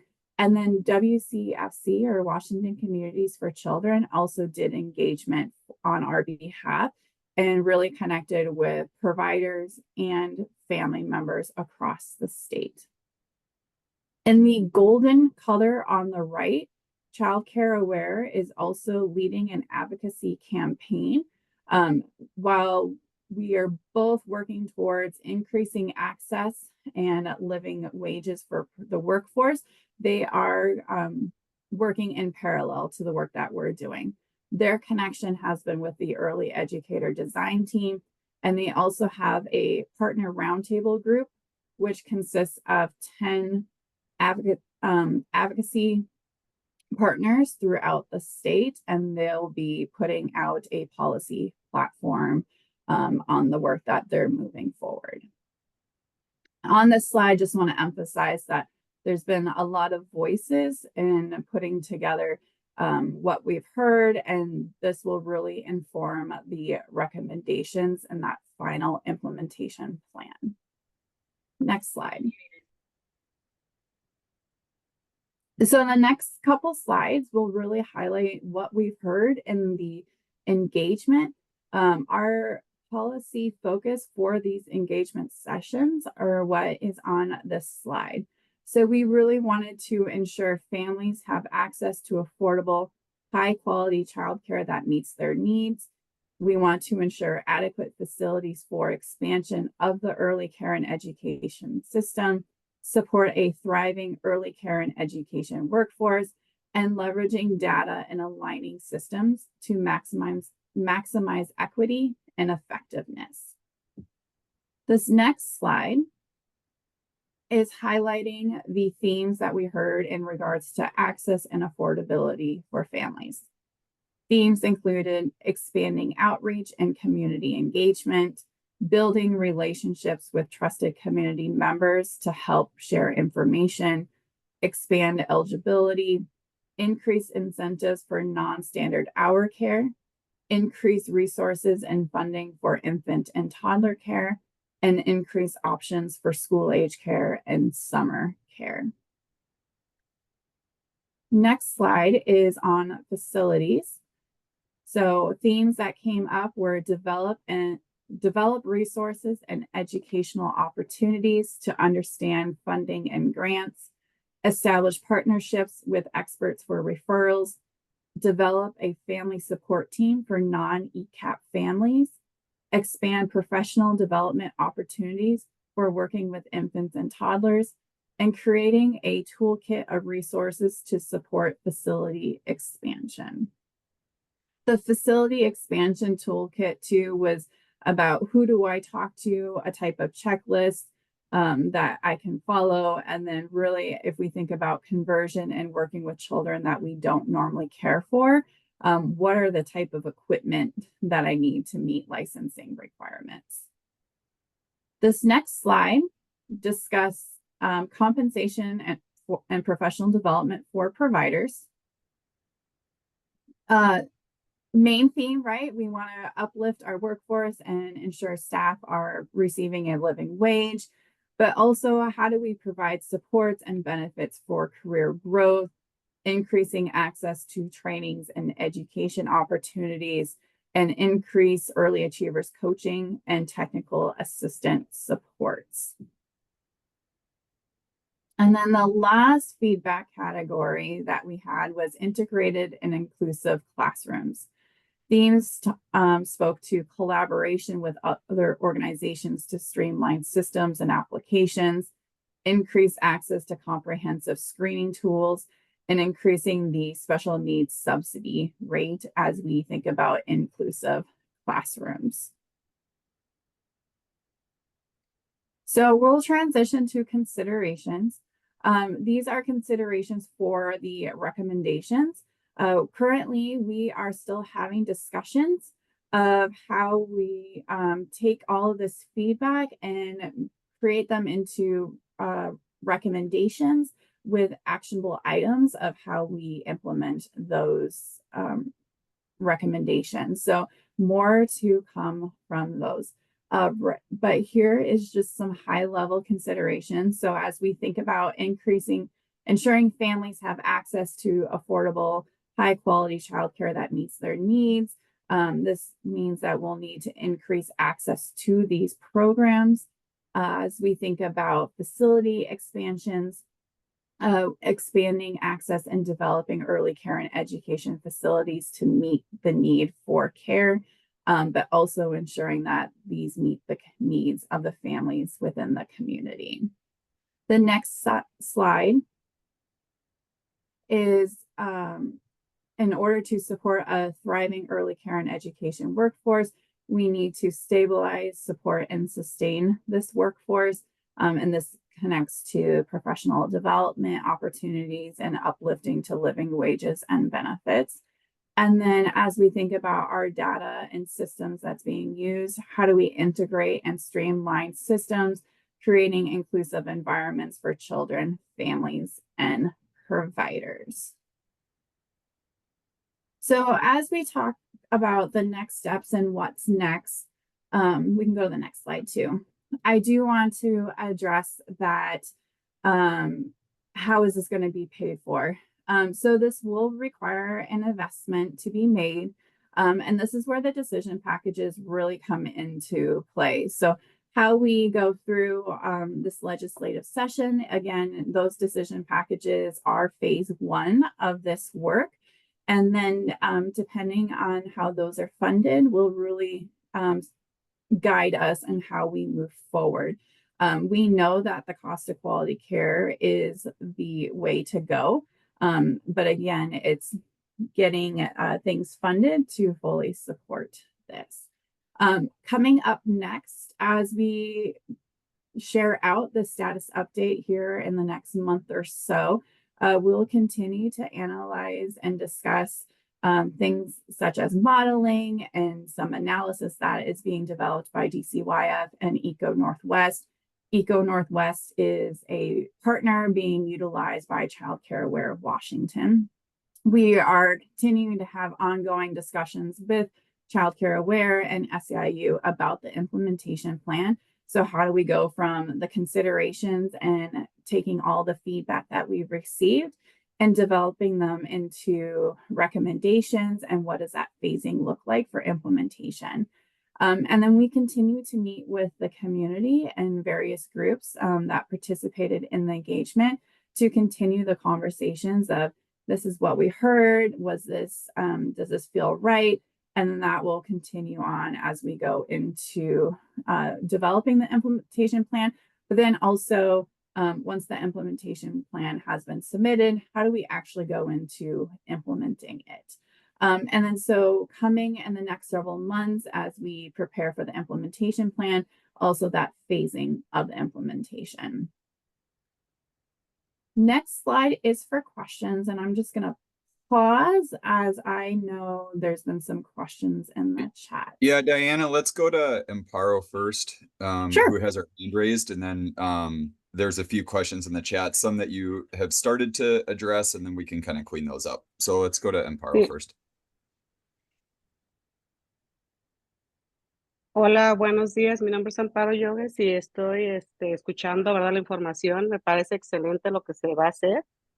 porque que les aumenten a los padres para cierta cantidad que puedan ganar ellos y puedan calificar para los niños con necesidades especiales, porque yo tenía un niño con necesidades especiales y la mamá lo tuvo que retirar en enero de este año de mi cuidado porque le dijeron que si se pasaba de lo que ella tenía que ganar, no calificaba para el cuidado. Y se me hizo, la verdad, una injusticia porque ese niño ocupaba muchos cuidados y la mamá tenía que trabajar, era una mamá sola. Entonces, a mí lo que me comentó la mamá, me dijo que estaba desesperada, que no hallaba qué hacer, porque ella era sola y entonces que lo que quería el DCY era que ganaran poquito, pues entonces que iba a trabajar menos. Le dice, pero si yo trabajo menos, no me va a alcanzar para todos mis gastos. Y ahorita que escuché esa información, pues la verdad me gustó, porque sí es importante que aboguen por esas familias que tienen niños con necesidades especiales para que a ellas les suban lo que puedan ganar, para que puedan calificar para el cuidado de sus niños con necesidades especiales.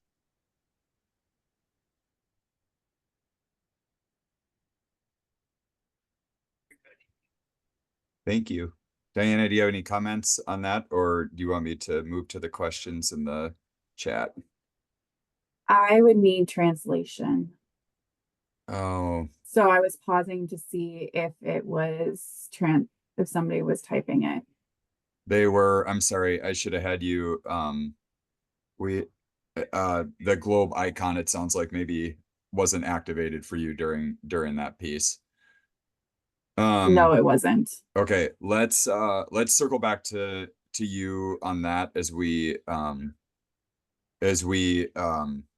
can get that figured out for you, and we'll be able to address anything that Empire needs as well offline if we don't have time to be able to circle back to that particular one. I apologize. Is living wage going to be paid directly to staff or subsidy? That is a great question that we are working through yet. We know that we have an existing subsidy system. And as we get to that cost of quality care, the goal would be to use that. But I would say, Katie, more to come. And then is this a program that has an expiration date? No, this is hopefully a forever thing. That will be part of the implementation plan of what does it take to get there, and then how do we sustain it? And I think you addressed this, but I just want to make sure if you had anything else to add. How is this all going to be paid for? Folks feel like there's never enough money in legislature to ensure our doors stay open. So this is a big lift. I know you talked about those decision packages, and there is a big lift to be able to get there, to be able to do this. But just the assumption that this is going to be a big price tag. Yes. And so it's how do we get there? It will be a legislative ask, as that is what controls our budget. And so it'll be how do we build up to it? So it probably will take some time to get to the cost of quality care, but that it'll be state funding that supports this, while our CCDF funding supports some of our subsidy. It's very specific as what it can do. So this will have to be leveraged in our decision packages. And then Jen just had a note, should WCCA be added to the discussion group list? Jen, I know Nicole is working with WCCA in other areas, and there has been some discussions, but we are working with licensed childcare centers. And then Jessica was able to add these slides that you presented to us in the chat, so that's good.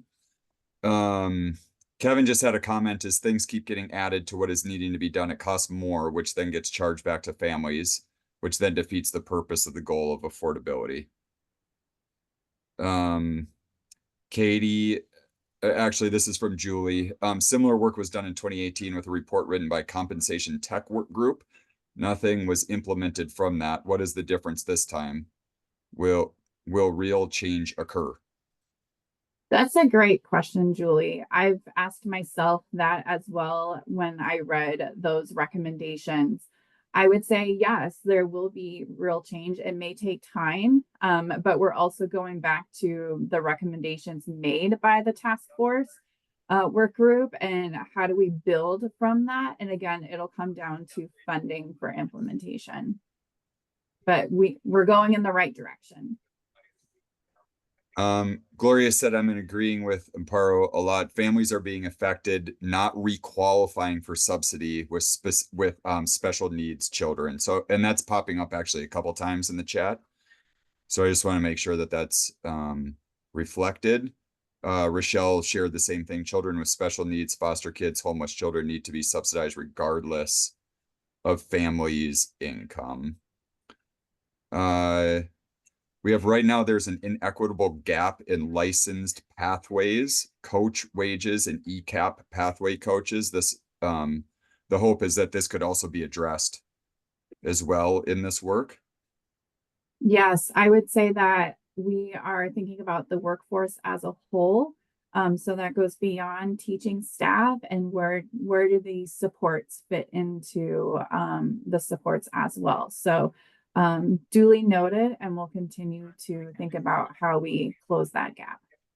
And then let's go to Laura, who has her hand raised. If you want to unmute, Laura.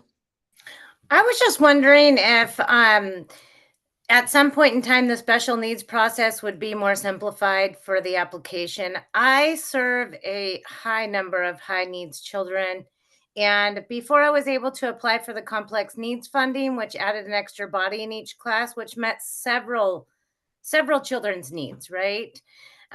Instead of needing to apply for each child, maybe a classroom could submit their capacity and the classroom could apply for special needs reimbursement rather than just individual kids. Because I'm an ECAP provider, I can no longer apply for the complex needs, which created an issue. But I was just wondering if you guys would ever think about centers being inclusive and looking at an individual center to be able to apply, just to cover the extra wages that cost to be inclusive. I think that's great feedback, and I will share that back with those that manage that grant because yeah, it makes a lot of sense in what you're saying, Laura. So I will pass that on to their team and see what they're able to do with that consideration. And we have Jacqueline, who's raised her hand. If you want to come off mute, Jacqueline.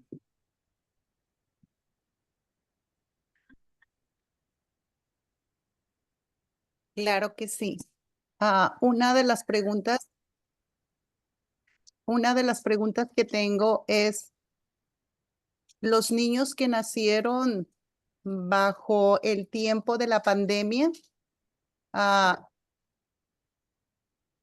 sí, los niños que nacieron durante el tiempo de la pandemia ahora están presentando dificultades para poder hablar, para poder socializar.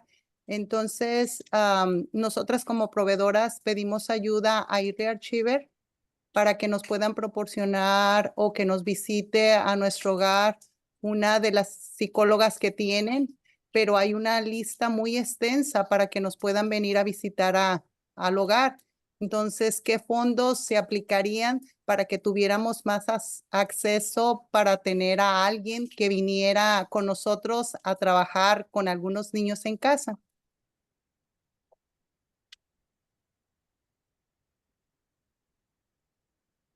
Thank you, Austin. That's a great question. I will say that the children we are serving today are not the same children that we were serving before COVID or even 10 years ago.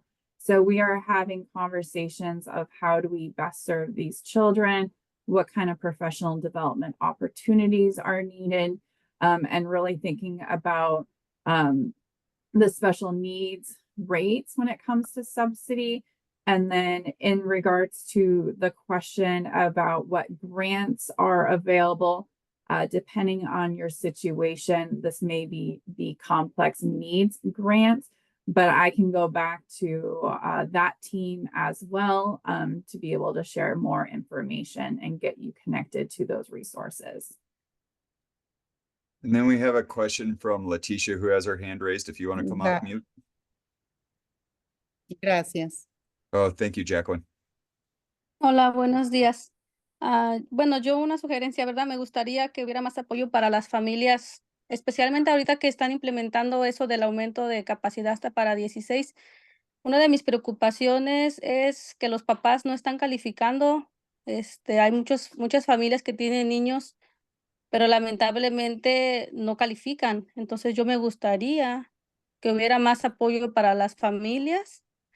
Tal vez subir un poquito el ingreso para que califiquen ellos, porque lo que piden a veces es como un nivel de pobreza muy bajo y hoy en día pues el salario mínimo ya subió, todo está más caro y las familias lamentablemente no están calificando, aunque tengan niños, a veces pues se les hace imposible a calificar y nosotras como proveedoras pues podemos tener un aumento de 16 niños. Pero si no hay familias calificadas por el Estado, pues no nos serviría de mucho.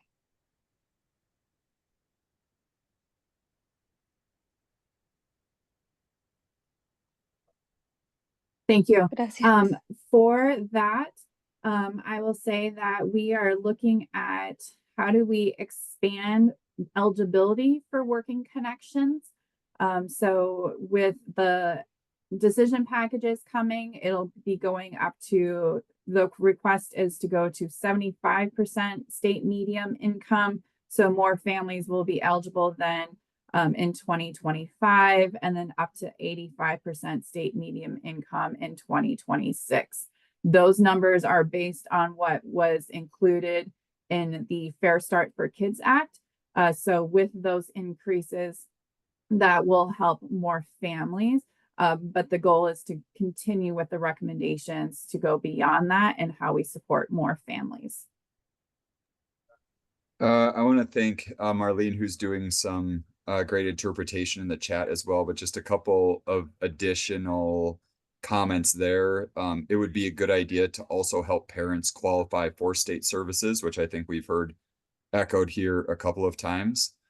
Yes, we need more support in paying employees that help when work with children with complex needs. And then I know that there's a few other comments that we'll work on getting the interpretation for those as well. And in as we're looking at those, Genesis also has her hand raised. If you want to unmute. Hola, buenos días. Mi nombre es Génesis. Soy proveedor de cuidado infantil aquí en Yakima desde hace 6 años. Yo también quiero exponer que si pueden, por favor, apoyar más con las familias con necesidades especiales. Yo empecé a cuidar a una niña desde que ella tenía 2 meses de edad. La niña ahorita ya va a cumplir 5 años. La niña no habla. La niña es muy temerosa. Los padres de familia se mudaron lejos de mi daycare. Ellos tienen 1 año manejando 80 cuadras, 80 avenidas para llegar a mi home daycare, porque la niña solamente está adaptada a nosotros y los acaban de descalificar. La niña se le finalizó el contrato el último de septiembre. Me habla la mamá desesperada. La niña no convive con nadie más. La niña está pidiendo regresar a mi daycare. La niña es necesidades especiales y no se me hace justo que no tomen en cuenta la necesidad de esa niña. Eso es todo. Gracias.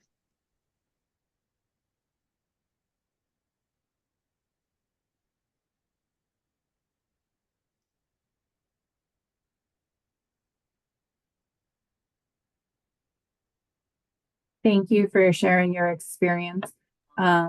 Jason, I'm going to pick on you because I saw you typing away in the chat. If you want to say anything, I just know from my perspective, we appreciate these stories and experiences, and we'll consider them in the recommendations as we put forward the implementation plan. But Jason, I turn over to you if you want to address for anything, what happens in the meantime. Yeah, thanks, Anna. I think you covered it. The agency, DCYF, did request to expand income eligibility for Working Connections childcare, following the guidelines and the law set in the Fair Start for Kids Act. We submitted those, and we're hoping that that is included into the legislative budget going into next year. We definitely hear these stories every day in our contact center where families become income ineligible because they add extra hours or receive raises and those kind of things. And that's something that we continue to work to expand eligibility on. Okay, we have about 10 minutes left. I have Yasmin who has her hand raised if you want to come off mute. Buenos días. Yo también tengo un caso de un papá que su esposa falleció de cáncer. Lamentablemente las niñas están chiquitas y yo las cuidaba a ellas y porque el señor ganó $200 más, le quitaron su cuidado. Y él está solo, sin familia y las niñas yo les dije que si quería lo podía apoyar, pero él no puede pagar. Tiene muchas deudas de su esposa.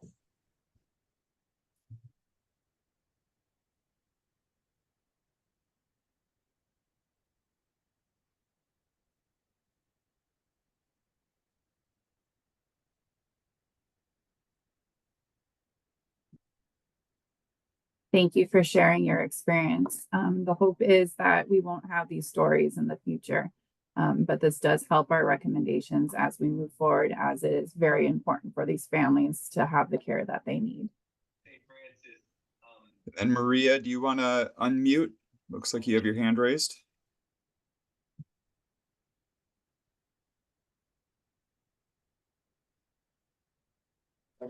Buenos días. Yo también quisiera también de que sí se llegara a cabo esa ayuda para los papás, porque sinceramente yo pienso de que deberían de ellos evaluar primero antes de darle la ayuda a un niño, no solo a basarse en lo que gana, sino que también en los gastos que tienen los padres de familia. Como ustedes saben, todo ha subido, las rentas, la comida, los biles. Entonces, nada más ven el monto bruto en lo que ellos ganan, pero no se basan, no les hacen cuenta ni les preguntan cuánto pagas de renta, cuánto pagas de biles, cuánto gastas de comida. Entonces, los papás se sienten ellos cerrados, que no hayan que hacer, porque con $1 que ganen de más, con $5 que ganen de más, les están quitando la ayuda, pero no están viendo también los gastos que cada padre de familia tiene. Entonces sería bueno que tomaran en cuenta primero los gastos de cada padre para así saber cómo poderle dar la ayuda, en qué nivel está para que califique con los beneficios para el cuidado de los niños. Porque sí hay muchos padres que les están quitando la ayuda, que tienen que renovar y ya no les dan la ayuda por $5 más que se hayan pasado de ingreso. Gracias. Thank you, Maria, for sharing. A couple kind of themes in the chat that's come through, just continued sharing about similar experiences of parents with special needs not qualifying due to income. And then also another theme is that to qualify partners, almost all are single mothers, and when partners apply, they don't qualify due to income. So that's popped up a couple of times in the chat as well. And I think that in terms of raising hands, we have about 5 minutes left. Let's go to Jen next. Hi, thank you. So one thing I just wanted to mention is the career in wage ladder was tried in the early 2000s, I believe it was. And that was the program that I was talking about that lost funding. So I am curious if, as a center, we actually chose not to participate in it because we knew we could not maintain the wages that staff were being paid at the time. So would be something that if this does happen to go through, that kind of like merit and kind of like your background check follows you as the employee. Maybe the wages should follow the employee and not be at the center level, if that is something that can actually come through, because then the centers aren't going to be responsible for it if the program actually goes away. Thanks, Jen, for that feedback. I'll look more into the historics of the functionality with that. So thank you. Thank you. And then Gloria, you had a question? I had a comment about the special needs kids. We have to remember that some kids are diagnosed ready. They are evaluated ready. Some other kids are in the waiting list. And this because don't have an evaluation, don't have a diagnosis. They are not qualifying and the working connection like special needs kids. There is a lot of kids around there who needs an evaluation. We don't have enough professionals in the community to do the evaluation. We have a long waiting list, like 12, 18 months. I was mentioned in several meetings here and there, like how DCYF, early learning, have a plan to have a mental health specialist inside and evaluate the children when they apply and be diagnosed and be qualified for the special needs. I remember, I don't know if that's happening now, but I remember years ago, DCYF has a psychologist contract for adults to be evaluated. Why we don't have that for children? We can do that and we can move fast those kids, because if they don't qualify for working connections, like another provider mentioned, they don't have the services. Parents have to stop working. They living in more poverty like they were living. And how we can support them, what we can do to solve those problems and to bring those children to education. Because they're going to be dealing with the symptoms by themselves, year behind year, because we, us like community or professionals, we don't take care of them. I think it helps a lot if we have some psychologists inside the DCYF to start evaluating these children and start to be waiting for 18 months, 12 months, and professionals in the community. We have a lot of special needs children. They are not evaluated. They are not receiving the appropriate services, the quality services around, and they are not have the ability to come into the daycare because they don't qualify in working connections. How we can work together to help those families, to help these children. Thank you, Gloria. We can definitely take into consideration of how do we support the supports that are needed within the communities, especially when we think about the complex needs that are diagnosed and undiagnosed too. So duly noted, I've got that written down, added to my notes, and we'll take that back for discussion. All right, I think one more comment and then we will move to the feedback form.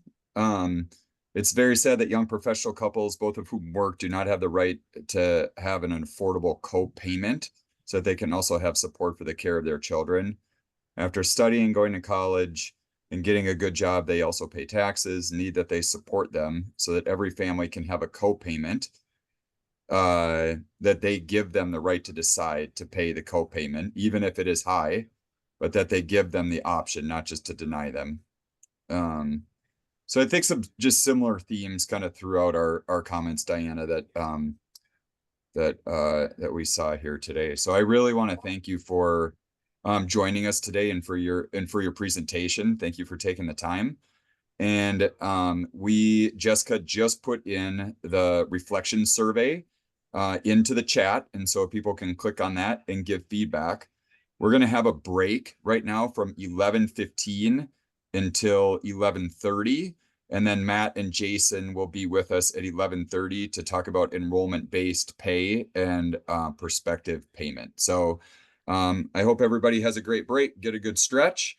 Diana, thank you again, and we will be back at 11:30.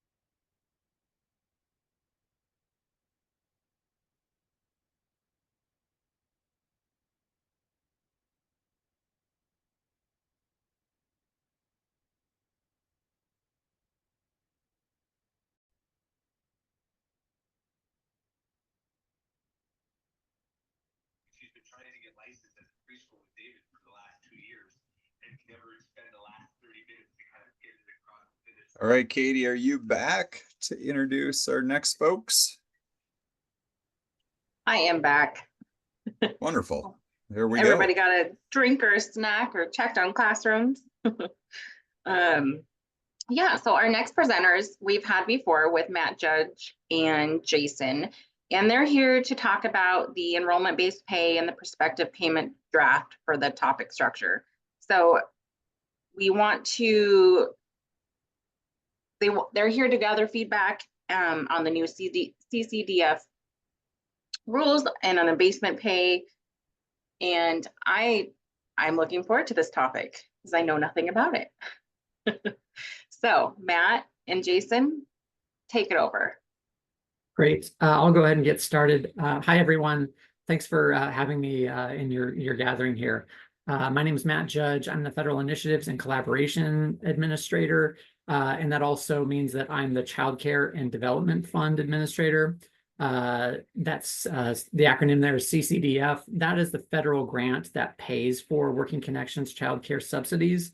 And what we're about to talk about are some changes to the federal CCDF rules that have impact for our programs in a positive way. Many of the changes to the CCDF rules that happened back in the spring, DCYF was already long compliant with, but there are a few new ones that are of potential benefit to providers. And so Jason and I are here to walk you through the background on those changes. And then Jason's really going to take over and get to the heart of it. Because we have some practical questions related to how the subsidy program Working Connections will function when we come into compliance with those requirements. And there are different approaches to a couple detail-oriented questions that might be important to providers and folks might have different perspectives on. So we want to make sure we get your feedback. We'll do that in some breakouts. So I'll go to the next slide, and I think that's going to be our agenda for this discussion, which I just described. Just want to make sure that you have the CCDF background requirements and make sure we cover any questions that could come up around that. We'll tell you what we know based on the rules themselves and also on federal guidance and how all of that intersects with the way the Working Connections subsidy program functions in our state to give you a lay of the land that sort of should set the stage for some of the detailed questions about how we implement. Then we'll just break out into and groups and discuss those questions so you have a chance to provide your feedback and hopefully give you an opportunity to ask any questions that we didn't think of at DCYF, because folks who are actually living this and doing the programs out there in the field think of things we don't. So that's great. Next slide, please. So as I said, there are federal rules that govern Child Care and Development Fund, and all the states have to comply with them to continue to be eligible for the federal funds, which make up a substantial portion of the payment that providers receive every month for their services. Back in March, they posted final rules that became effective in April that make some changes. Some of them were not new to us. For example, we already capped our co-payments for families so that they weren't unreasonable. That was instituted as an actual requirement. We're already compliant with that. That's great. But there are a few areas that Washington State is not yet doing. And we can't just make those changes immediately because we don't have the funds to do them. All of these changes require just between a little bit and quite a lot of money to make happen. So the legislature has to weigh in. And that means that there's time between now and when we're actually going to implement. So many states are in that exact same position. They can't make any moves until the legislature approves it. But these are the changes that if the legislature approved them based on funds we're asking for, would go into effect. And so between now and whenever they do that is when we have the opportunity to figure out some of the details around this. The whole idea with these kinds of changes that we're talking about is to move the subsidy programs in the state so that they function more like programs function in the private market. And in that way, providers are more likely to see it as beneficial to participate in the program or sustainable to participate in the program. And that way families have access, families that income qualify for the subsidy programs. So by leveling the playing field between subsidy and private pay, we support everybody's access. The specifics of these kinds of changes are that they want the states to start paying providers prospectively ahead of time. As you know, if you're participating in subsidy working connections, that's not the way we do it yet. We pay after the fact. You submit your invoice after you provide the services and then get paid sometime later. But in the private market, for my 3-year-old, I'm paying October 1st for all of October. They also want, similar kind of the other side of this same coin, they want payment to be based on enrollment instead of attendance. So when I pay at the beginning of October for my daughter at her childcare, I pay for the whole month, no matter how much, no matter how sick, how many days she's sick. So they want us to make the change in that way as well.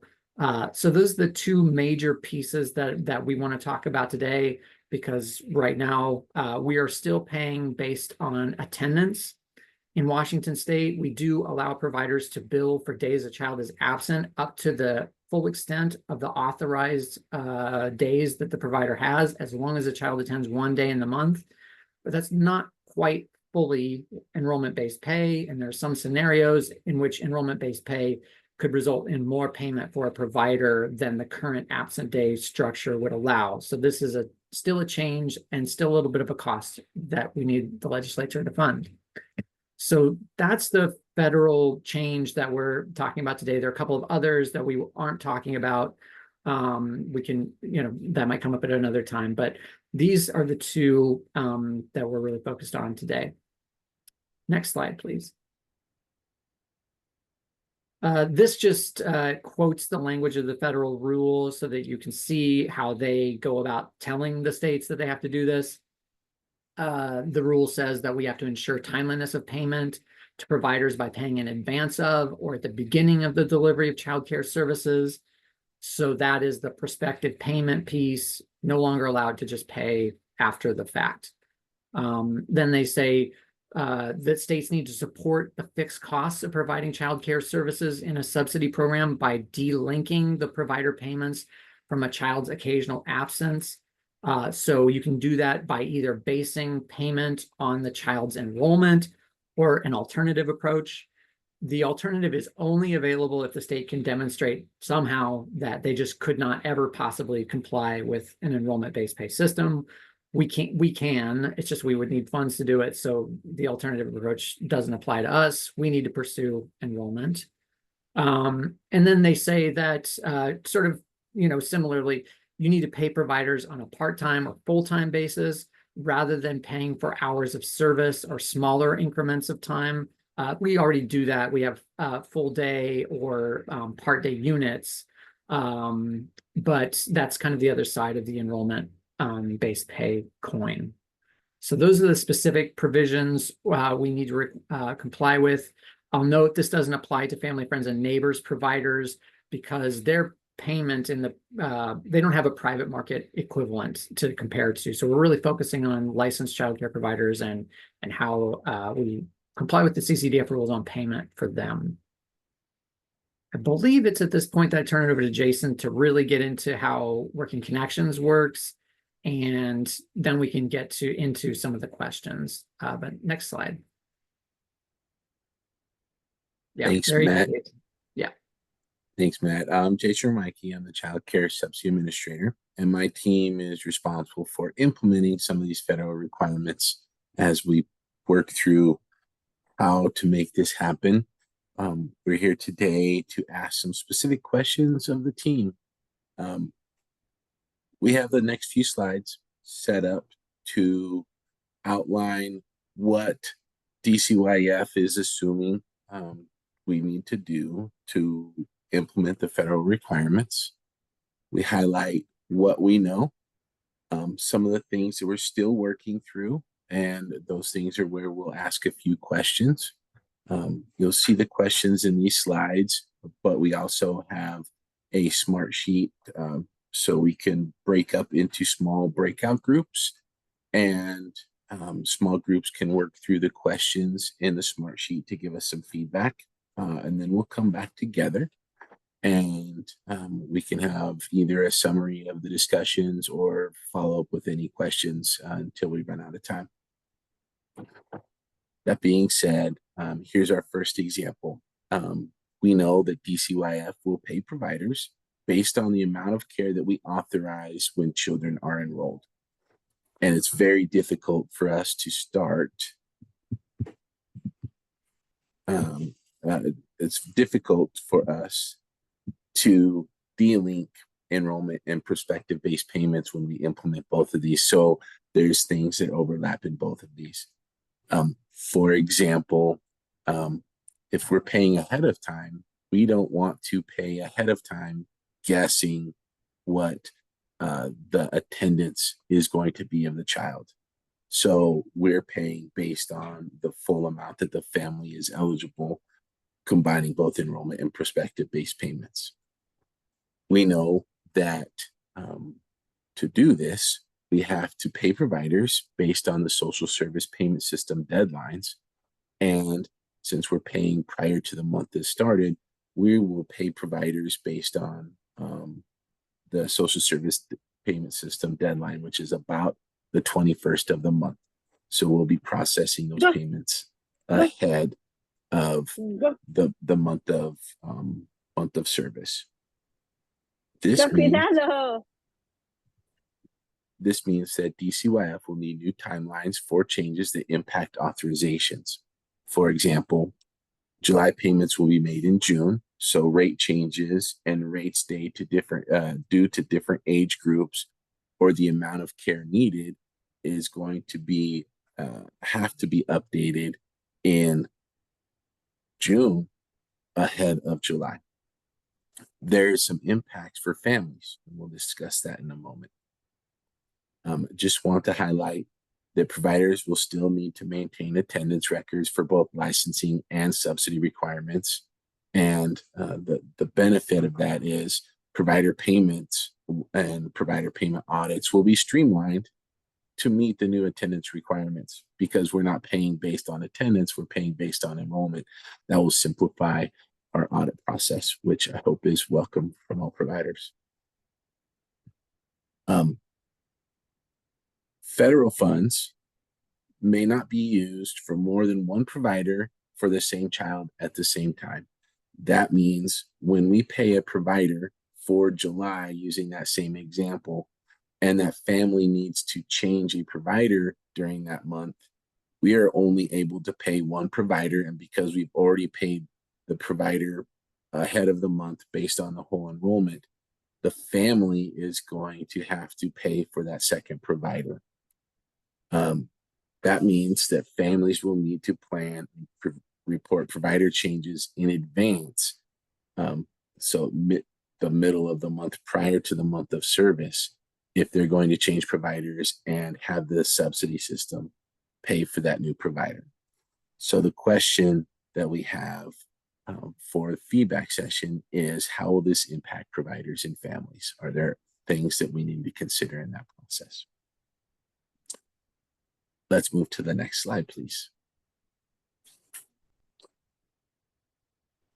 Next area for discussion is discussing the responsibility for making correct payments.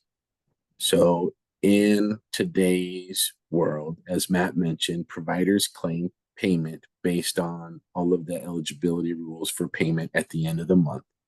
So providers have to make sure that they are working and claiming payment within their licensing parameters, also to make sure that the children met the attendance requirements and those kind of things.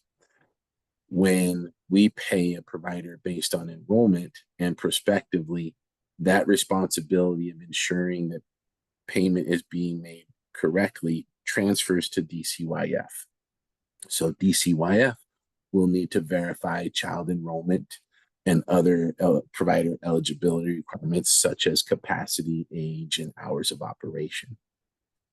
So the question for feedback because of this requirement is, what are the best ways that DCYF can go about verifying enrollment?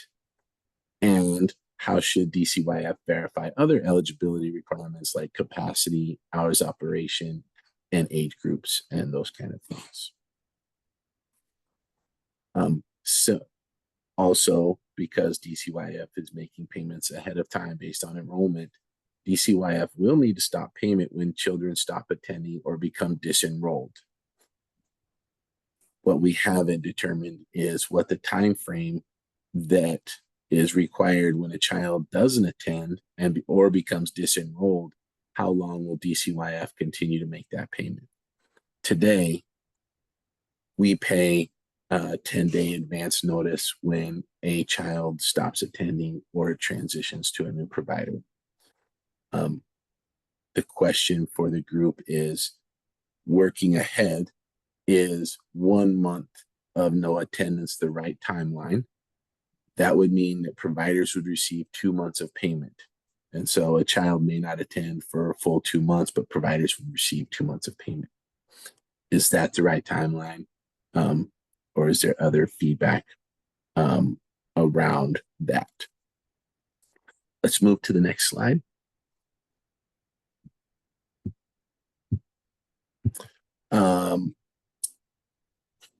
The last area of discussion is around the potential simplifying of authorizations. So today, as Matt mentioned, we authorize a number of either part day or full day units. And for licensed family homes, DCYF authorizes care as 1 monthly unit. The question here is, should DCYF move to authorizations for that are a monthly unit for centers? And is there a preference? There is some benefits of going to monthly units instead of counting days and working through the number of days within a month. The idea is standardizing the payment for 22 full days for a child who would be eligible for full time. So every month is equivalent to 22 full days, instead of ranging between 19 and 23 days based on the number of eligible days a provider may have in a month.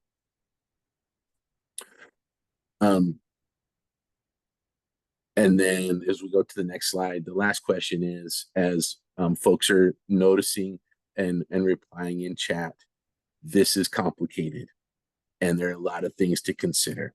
And when we asked for feedback at ELAC last week, a lot of the feedback related to the complexity of this and the impact between families and providers around changes of providers and those kind of things. Before we jump into smaller breakout groups, I see a couple comments I'll address. Angie, thank you. The idea moving forward in enrollment and prospective based payment is you will receive the full month payment. And then if, and this is around what happens if a child just stops participating, because we'll be making the next month payment prior to the end of the month, we'll end up paying 2 full months if a child doesn't attend 1 month. The question for feedback is that 2 month timeline a good timeline, or is there something else to consider? There's a question about overtime rates. Overtime rates will also be added in addition to base rates. So some families are eligible for additional half day or full day units. The amount of care being authorized for families is not changing. And there's a question about why 22 and not 23. Month in and month out, there is 21.75 Monday through Fridays on average throughout the year.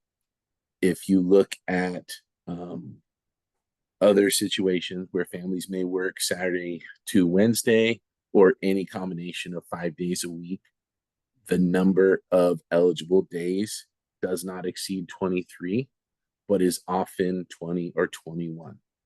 So the moving to 23 means that the rate would be more than the number of days being covered in most months. So today, for example, when we authorize a licensed family home for full-time care, that is based on 22 full days. Also, when we look at monthly rates, when we do the market rate survey, we also base a monthly rate on 22 full days. I think that's most of the questions that I see in chat.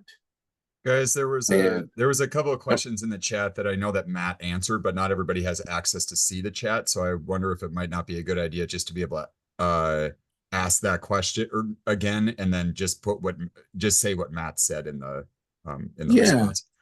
Yeah, thanks, Dave. Yeah. I do see a question. When did the feds rule when did they go into effect? Matt answered, they technically went into effect on October 1st. And the feds also realized that many states were not going to be able to implement enrollment-based and prospective-based payment by October. So they have allowed states to request a waiver. DCYF did request a waiver because we can't meet those timelines. And we are going through the process to ask for additional funding required to implement these, but also have time to work through and gather feedback so we can implement based on implement processes and rules that are going to work for providers and families, but also meet the federal requirements.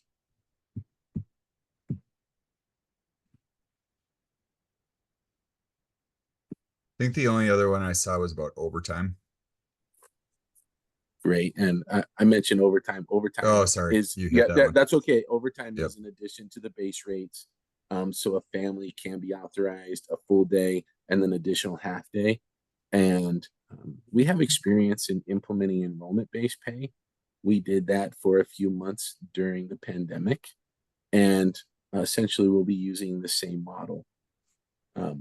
The difference here is that we'll also be paying ahead of the month of service, adding another layer of complexity. And then Sandra had her hand up. Thank you. Just real quickly, Jason, when the feds put the new regulations in effect, did they increase the amount of funding that they are giving to the states? No. Yeah, go ahead. No, there was no increase. It's another one of those do some new stuff, but there's no money attached. So we, like many other states, have to seek it from our legislature in order to implement the changes.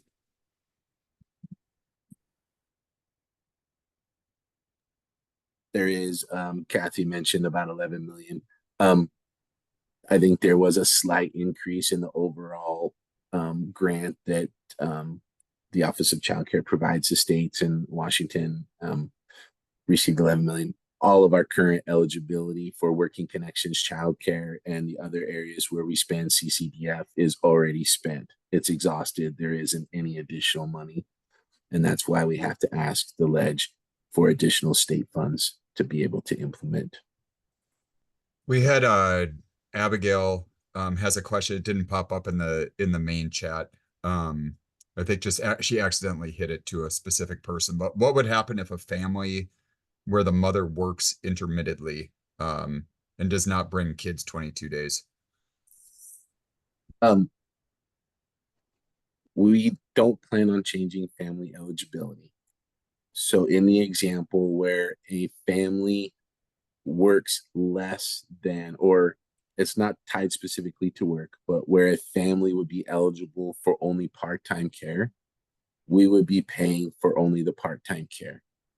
Currently, we have a rule where families need more than 110 hours of care in a month. We're authorizing the full-time care.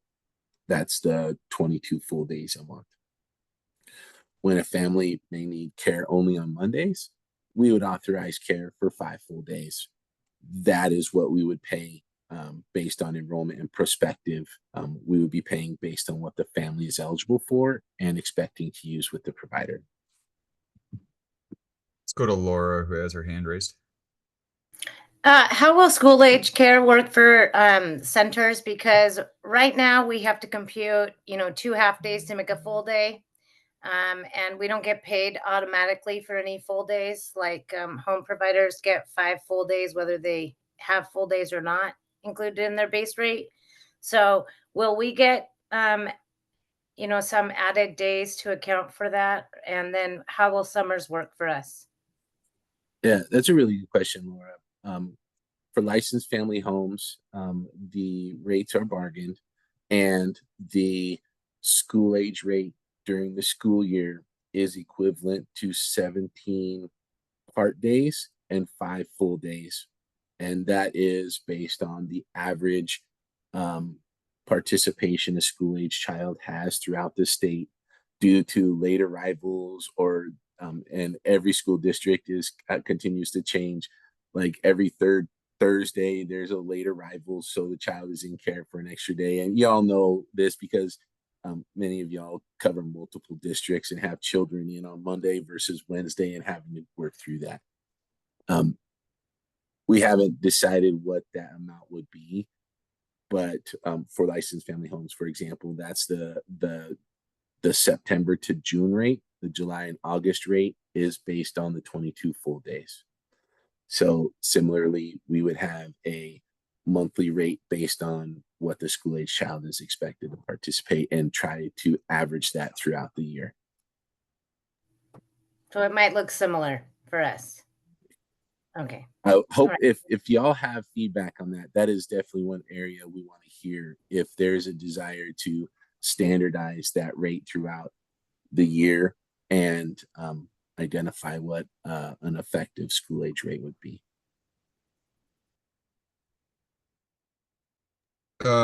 Matt made a note that there was a question for the broader group accidentally just sent to him. What happens to the monthly invoice? So currently the providers receive a monthly invoice and then they have to claim. In our future state, there is no invoice to claim.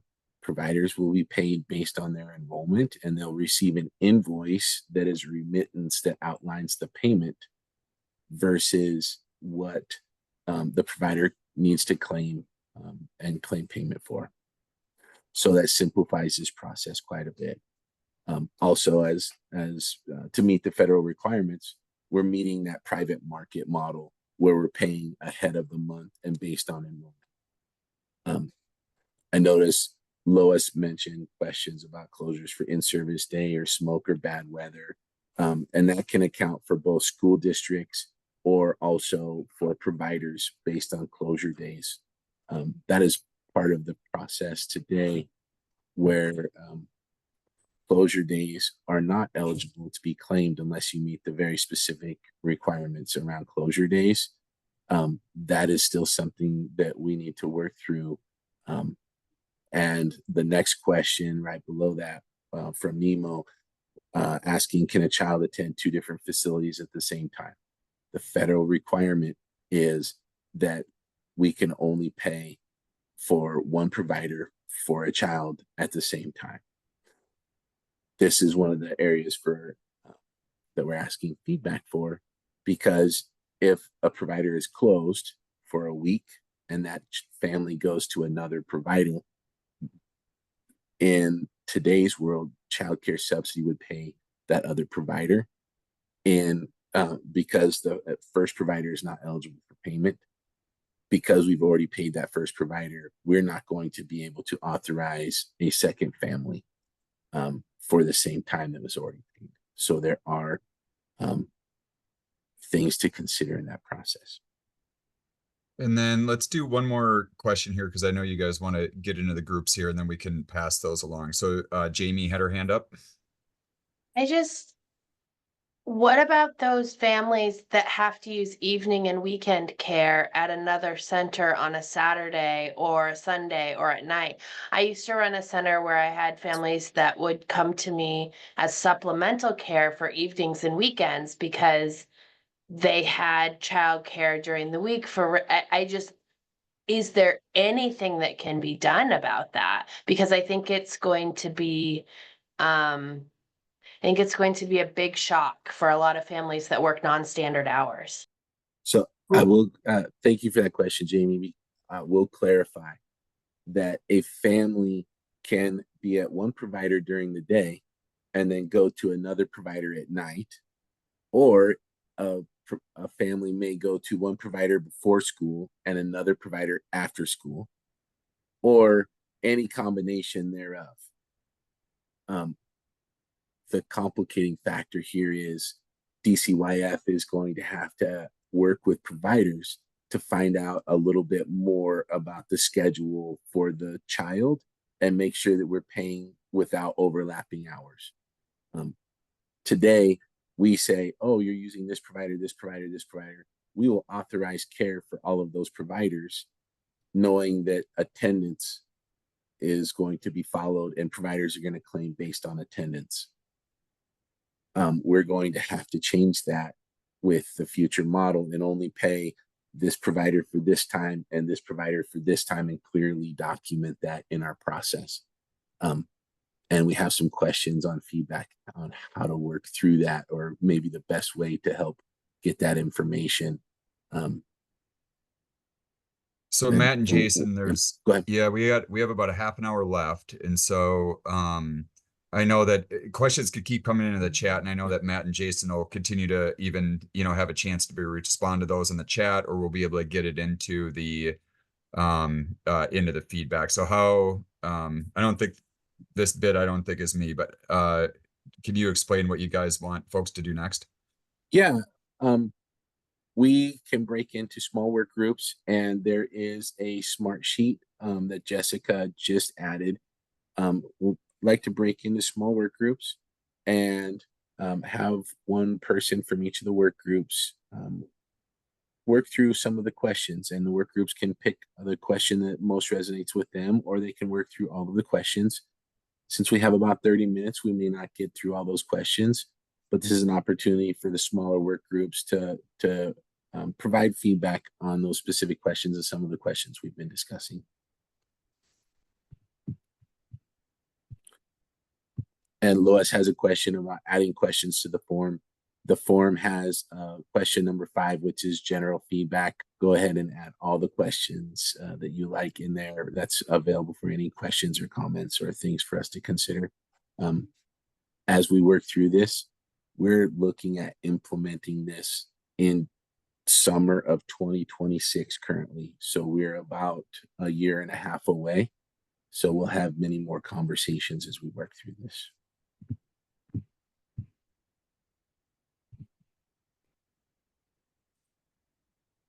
Jason, are we ready to jump into the breakouts now? Okay. I think that is time for jumping into the breakouts. Thank you. Perfect, thanks. So I just wanted to give a little disclaimer for how we're doing this. So it's going to be a little bit different than how we typically break people out. So there's going to be, I think, 5 total rooms. 2 of them are going to be Spanish. So for any Spanish speakers in attendance, please select one of those channels. The rest are going to be English, but we want people to jump into the rooms themselves. It'll be a lot faster that way. So when the prompt comes up, go ahead and pick a room. We're going to try to keep the numbers relatively even. So do your best there, but we might move some of you around if it's too lopsided. So just to call out there that you'll need to respond to the prompt and put yourself in a room. And in addition to that, there will be a member of the CE team or the early learning team in each of the breakouts to assist with the note taking and recording the answers in the smart sheet if your group wants us to. So we'll pop in. If you want that note taking support, we'll stay and help out. If not, we'll pop back out into the main room if you want to have that conversation without DCYF staff present. That's totally fine. So Jessica, did I forget anything for the instructions? Well, that just sounds great. Just about how long, since we only have 25 minutes. Let's do, I know we're short on time. Let's do, and we can, if Jason's available, we can eat up a few minutes of the next item if we go a little over. Yeah, that's what I was just going to say. There's a comment in there I was going to ask if you could hang on for a second after everybody went to the breakout so we could talk about that, but. Yeah, the last item is just something Marlene and I were gonna discuss, so we can work with however much time we have left. So I know with ELAC, they ended up needing more time, but let's start with 20 minutes, and then we can come back, and if more time is needed, we can jump back in. But does that sound good to everyone? All right. So those prompts should be popping up now.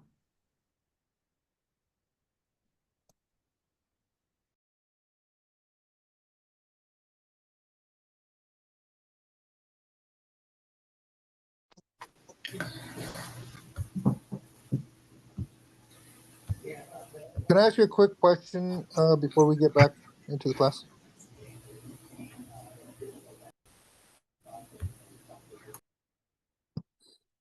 Did somebody have a question? Yeah, I just had a quick little question. So what we run a center and a home daycare. So why is there such a big difference on the pay rate from the center to the home care? Right. So those Child Care and Development Fund rules require states to set their subsidy rates based on the rates that providers charge in the private market. And that's the way Washington currently does it. So those just reflect the rates that the providers of the different types charge.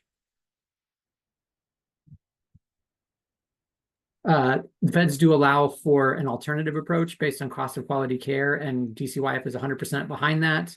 The legislature, again, has to decide to make that change. Okay, thank you.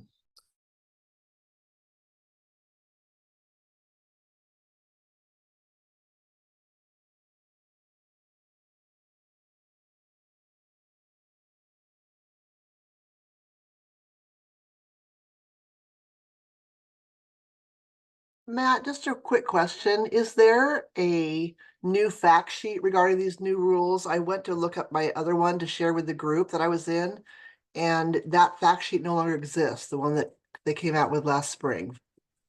Okay, let me go take a look. Thanks. Yeah.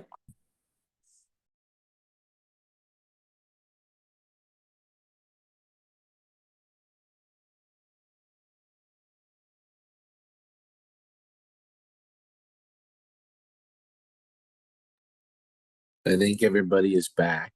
Is there any feedback or questions that came out from the groups, or is there any other comments that we have before we transition?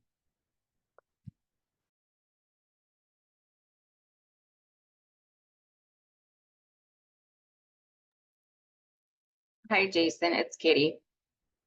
So we were talking about if you guys have known for quite a few months that this was going to come down from the feds to be paid in advance, why are we still 18 months out?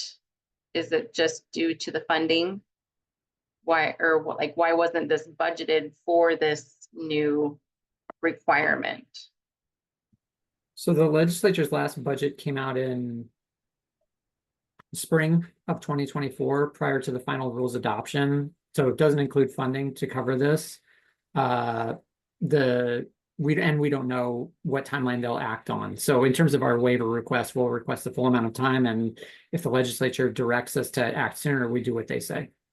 Am I right on that, Jason? Yeah.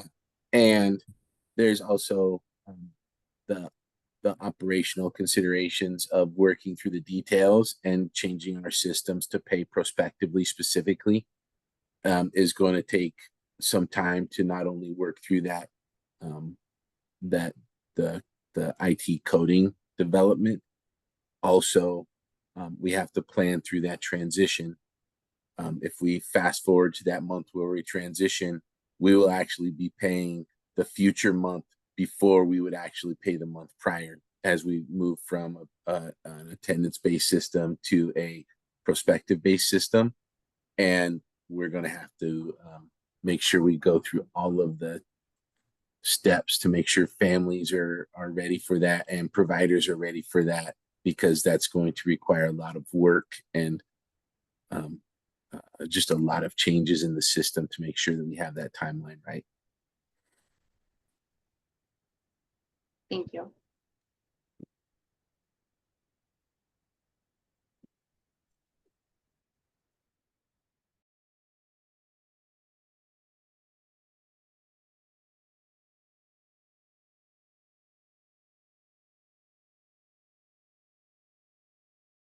All right, well, with no other questions or hands raised, are we ready to move on? Sorry, So we have, I just threw one in the chat. Do you know if which legislators are working on the RCW changes that will be required to allow the prospective payments?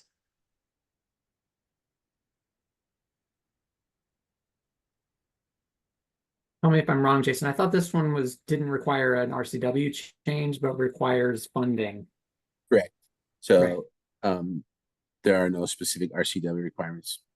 Okay, because I was told previously that our state does not allow prospective payments, that care must to begin. So that's not true. Perfect. Thank you. Yeah, you're getting very specific around the concept of gift of funds that's been discussed. We researched this for some time a little bit earlier this year, and because of the federal requirement, our state is able to make prospective payments. Great. Thanks so much. Yeah, you're welcome.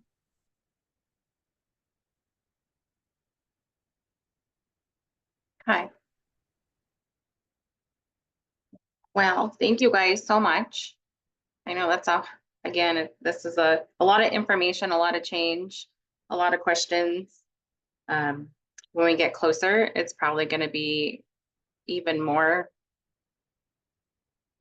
frustrating for everybody involved to get over to the new system. So we look forward to any new information as it comes in the next few meetings that we have set up for provider supports. So, but thank you guys. Okay, so now we are on to the 2025 work plan, provider supports charter development planning. So with Erin Kerrigan and Marlene, they're going to give us an update and ask for our feedback on the 2025 meeting schedule, work plan, and charter development. Are you girls ready to go? Yeah, thank you, Katie. I can start off just with a quick update on the charter development, and then I'll forward it to Erin. So for this provider supports meeting, I'm excited to announce that we are working on a charter for the provider support subcommittee. Provider supports has historically operated without its own formal charter, working under ELAC, and this arrangement basically provides, the committee, it will formalize the committee and be able to provide an overview and have everything written down in a charter. So there are several key things driving this new update.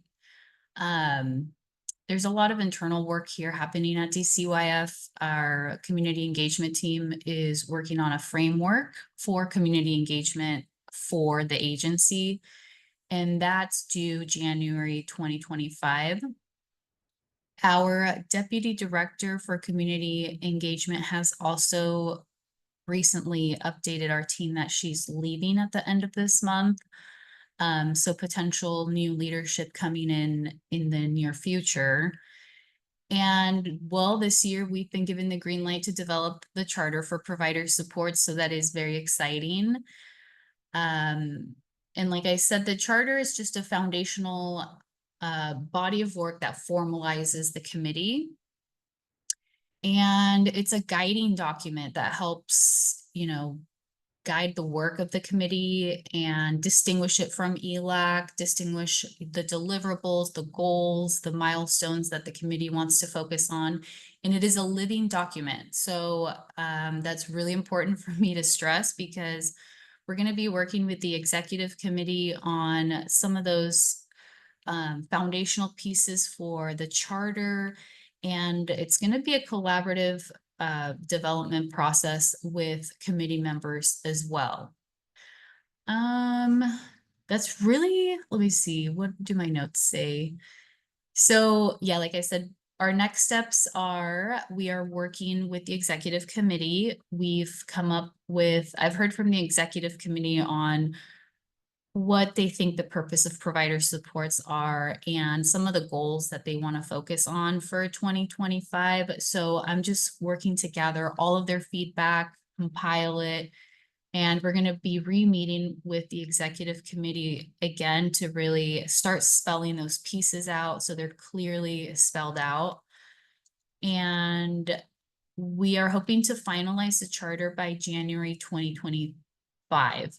Oh, the other thing is in December, we have a joint meeting where we plan to bring this work up to both ELAC and provider support. So if you plan to join that meeting, you'll receive another update and most likely be able to comment and provide feedback on the work that's developed at that time.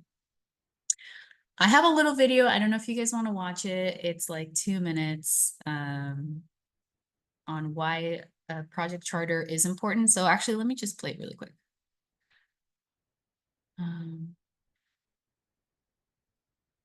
There's a lot of stuff in my screen, so 1 second.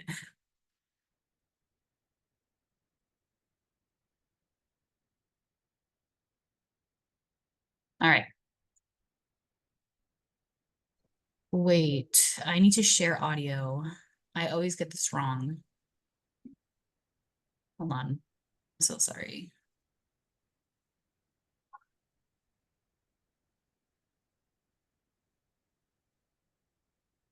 There we go.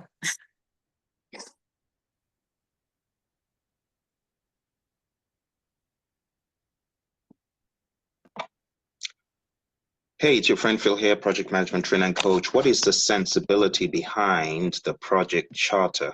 Well, in a nutshell, this is authorization for the project. It puts the project on the map in the firm, and it brings people into a common alignment and understanding of what needs to be done at a high level. So it doesn't need that much detail. You could have a one-page charter, and it could be one of the most powerful documents to align your team. That is the big thing about the project charter. Alignment, vision casting, and enable your team have something to run with into planning in more detail. But think of it as the why behind the why. It's one thing to have an idea, but it's another thing for the people working on it to know the why behind the why.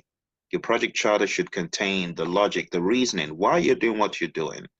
And the success criteria is very big, because a lot of times people think they got the project done successfully, but they actually didn't in the minds of the stakeholders. Why?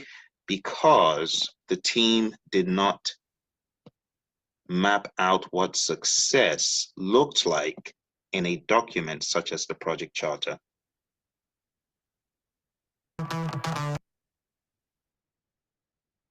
Yeah, so that's just a really quick overview of like why a project charter is important, and the why behind the why I think is key here. We're going to be able to formalize provider support subcommittee, really hone in on what the focus of the committee is, what the goals are, and really provide that foundation for the childcare providers of Washington State. So that's very exciting. And if you have questions on charter development, please let me know. And I'm going to pass it over to Erin, who's going to talk about the work plan.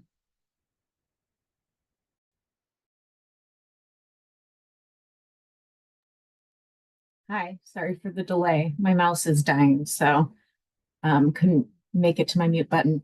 Thanks, Marlene. Yeah, I'm really looking forward to getting that charter done. I know some of you have been with us since we were LCAS, the License Center Advisory Subcommittee, the first iteration of provider supports. And this has been kind of a moving target that we've wanted to pin down for quite some time. So we're excited that we have the green light to move forward with this, and we're excited to hear your feedback on what should be included. So as Marlene mentioned, I just want to plug that one more time. You should have gotten an email, but the December meeting has been changed to a joint meeting with ELAC, and that will take place on December 3rd. So we're also very excited to have the first joint meeting in a while. The provider supports charter development will be a topic that we discuss in the December meeting, and that will also be an opportunity for members to provide feedback and kind of dig into that. So we're moving on to talk about the 2025 meeting schedule.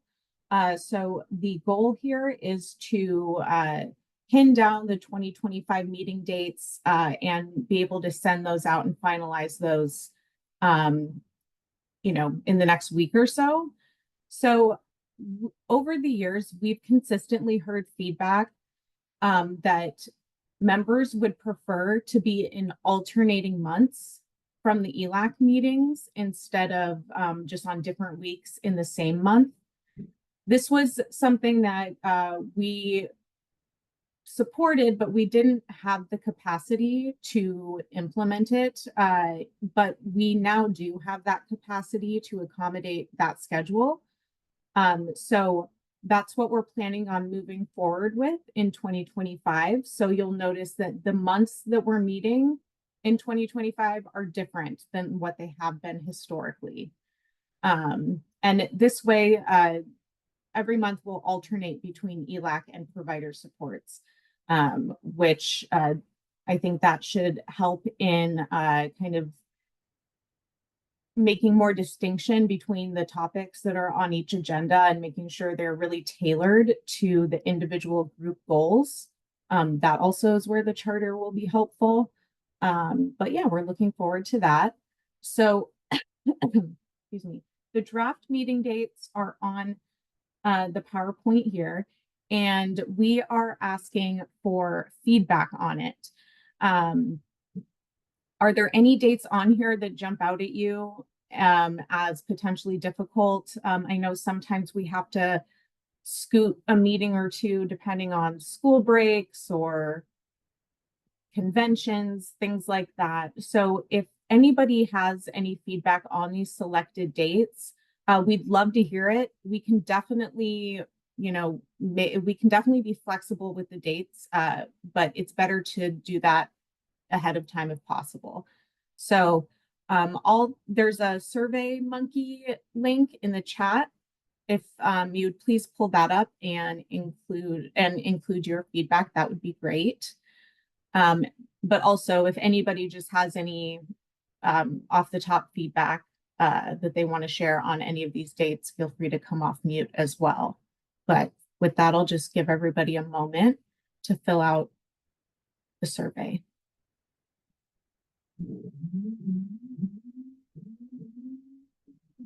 And yes to people in the chat asking to be added to the list, for sure.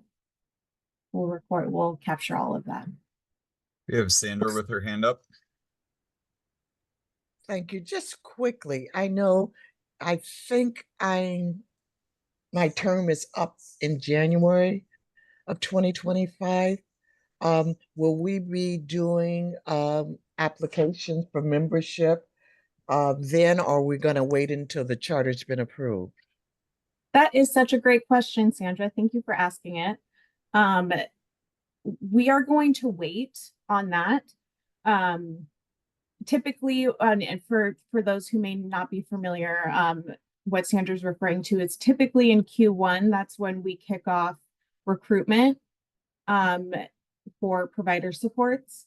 We're still planning on doing a recruitment, but one thing that we're hoping to flesh out in the charter is what does membership look like for provider supports?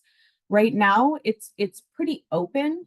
We do try, basically it's any licensed provider is welcome to join the conversation.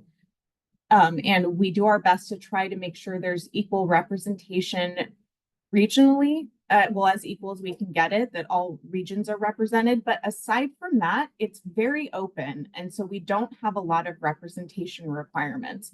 Members may choose to keep that model, or they may choose to be a little more prescriptive in who they want to make sure is at the table. So that's one of the main, that's one of the big items. Oh, Maria, did you have a question? Oh, okay. So, but yeah, so we're gonna wait until we have an idea from the charter of what the representation and membership should look like with provider supports, and then we'll move forward with a recruitment from there.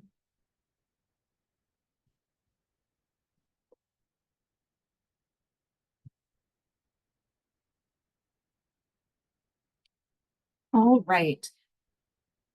So if we don't have any other questions or comments on that, we can move on to the next mini item, which is also contained in the survey.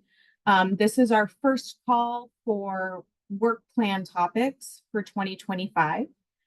So in between the October and December meetings is when we get to work on putting together the draft work plans for provider supports and ELAC. So the first step in that is gathering your top priority topics that you guys want to make sure are included in the work plan. What we do after that is we take your feedback, we connect internally with government affairs, the early learning division, and the licensing division.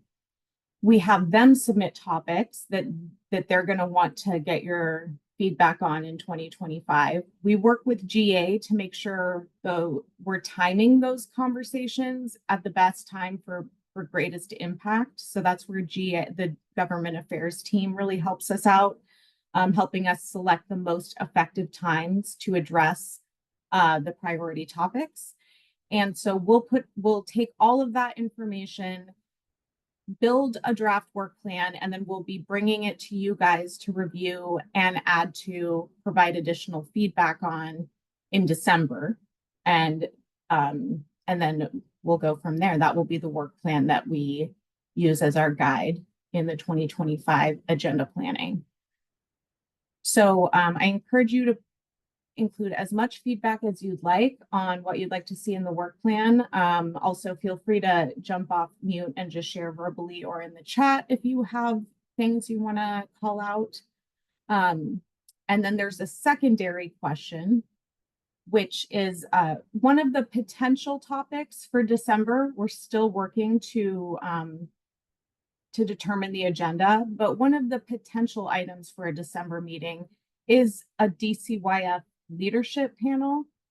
And this panel would include Secretary Ross Hunter and possibly the executive leadership from licensing and early learning and public affairs. But thinking about if we have Secretary Hunter join us for a panel discussion or any of the other executive leadership from DCYF, what question would you have for them? Specifically Secretary Hunter, but really anybody in executive leadership. If that is on the December agenda, we want to make sure we have a representative list of questions and topics that he's ready to address. So we'd like to get that ahead of time. So if you have anything you would like to ask Secretary Hunter, like to be included in the panel, please include that in the SurveyMonkey. Thanks, Jessica. So I'll give you guys a moment to do that. But if anybody has any questions or comments, please feel free to share. But otherwise, I'll just give you guys a minute or two.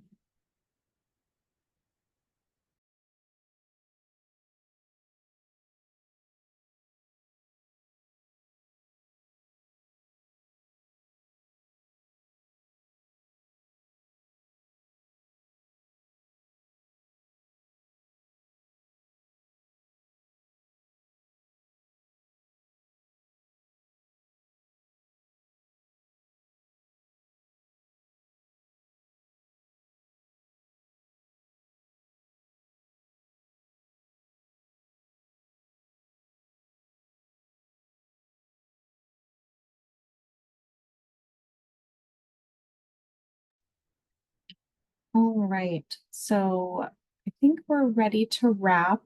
Jessica's going to throw in a reflection survey, right? Do we have a reflection? Yeah, the reflection survey. So please take a moment to fill that out before you leave today. And just as a reminder, the next meeting will be on December 3rd, and it will be a joint meeting with ELAC. Does anybody have any questions or closing comments that they'd like to share? I just want to say thank you to the interpreters for today and for the time that they took. I think that was really helpful to be able to make sure that we had good questions and answers throughout the different topics. And then also just to be able to thank all the different folks from DCYF that joined us today to talk about a varied different topics that we had today. So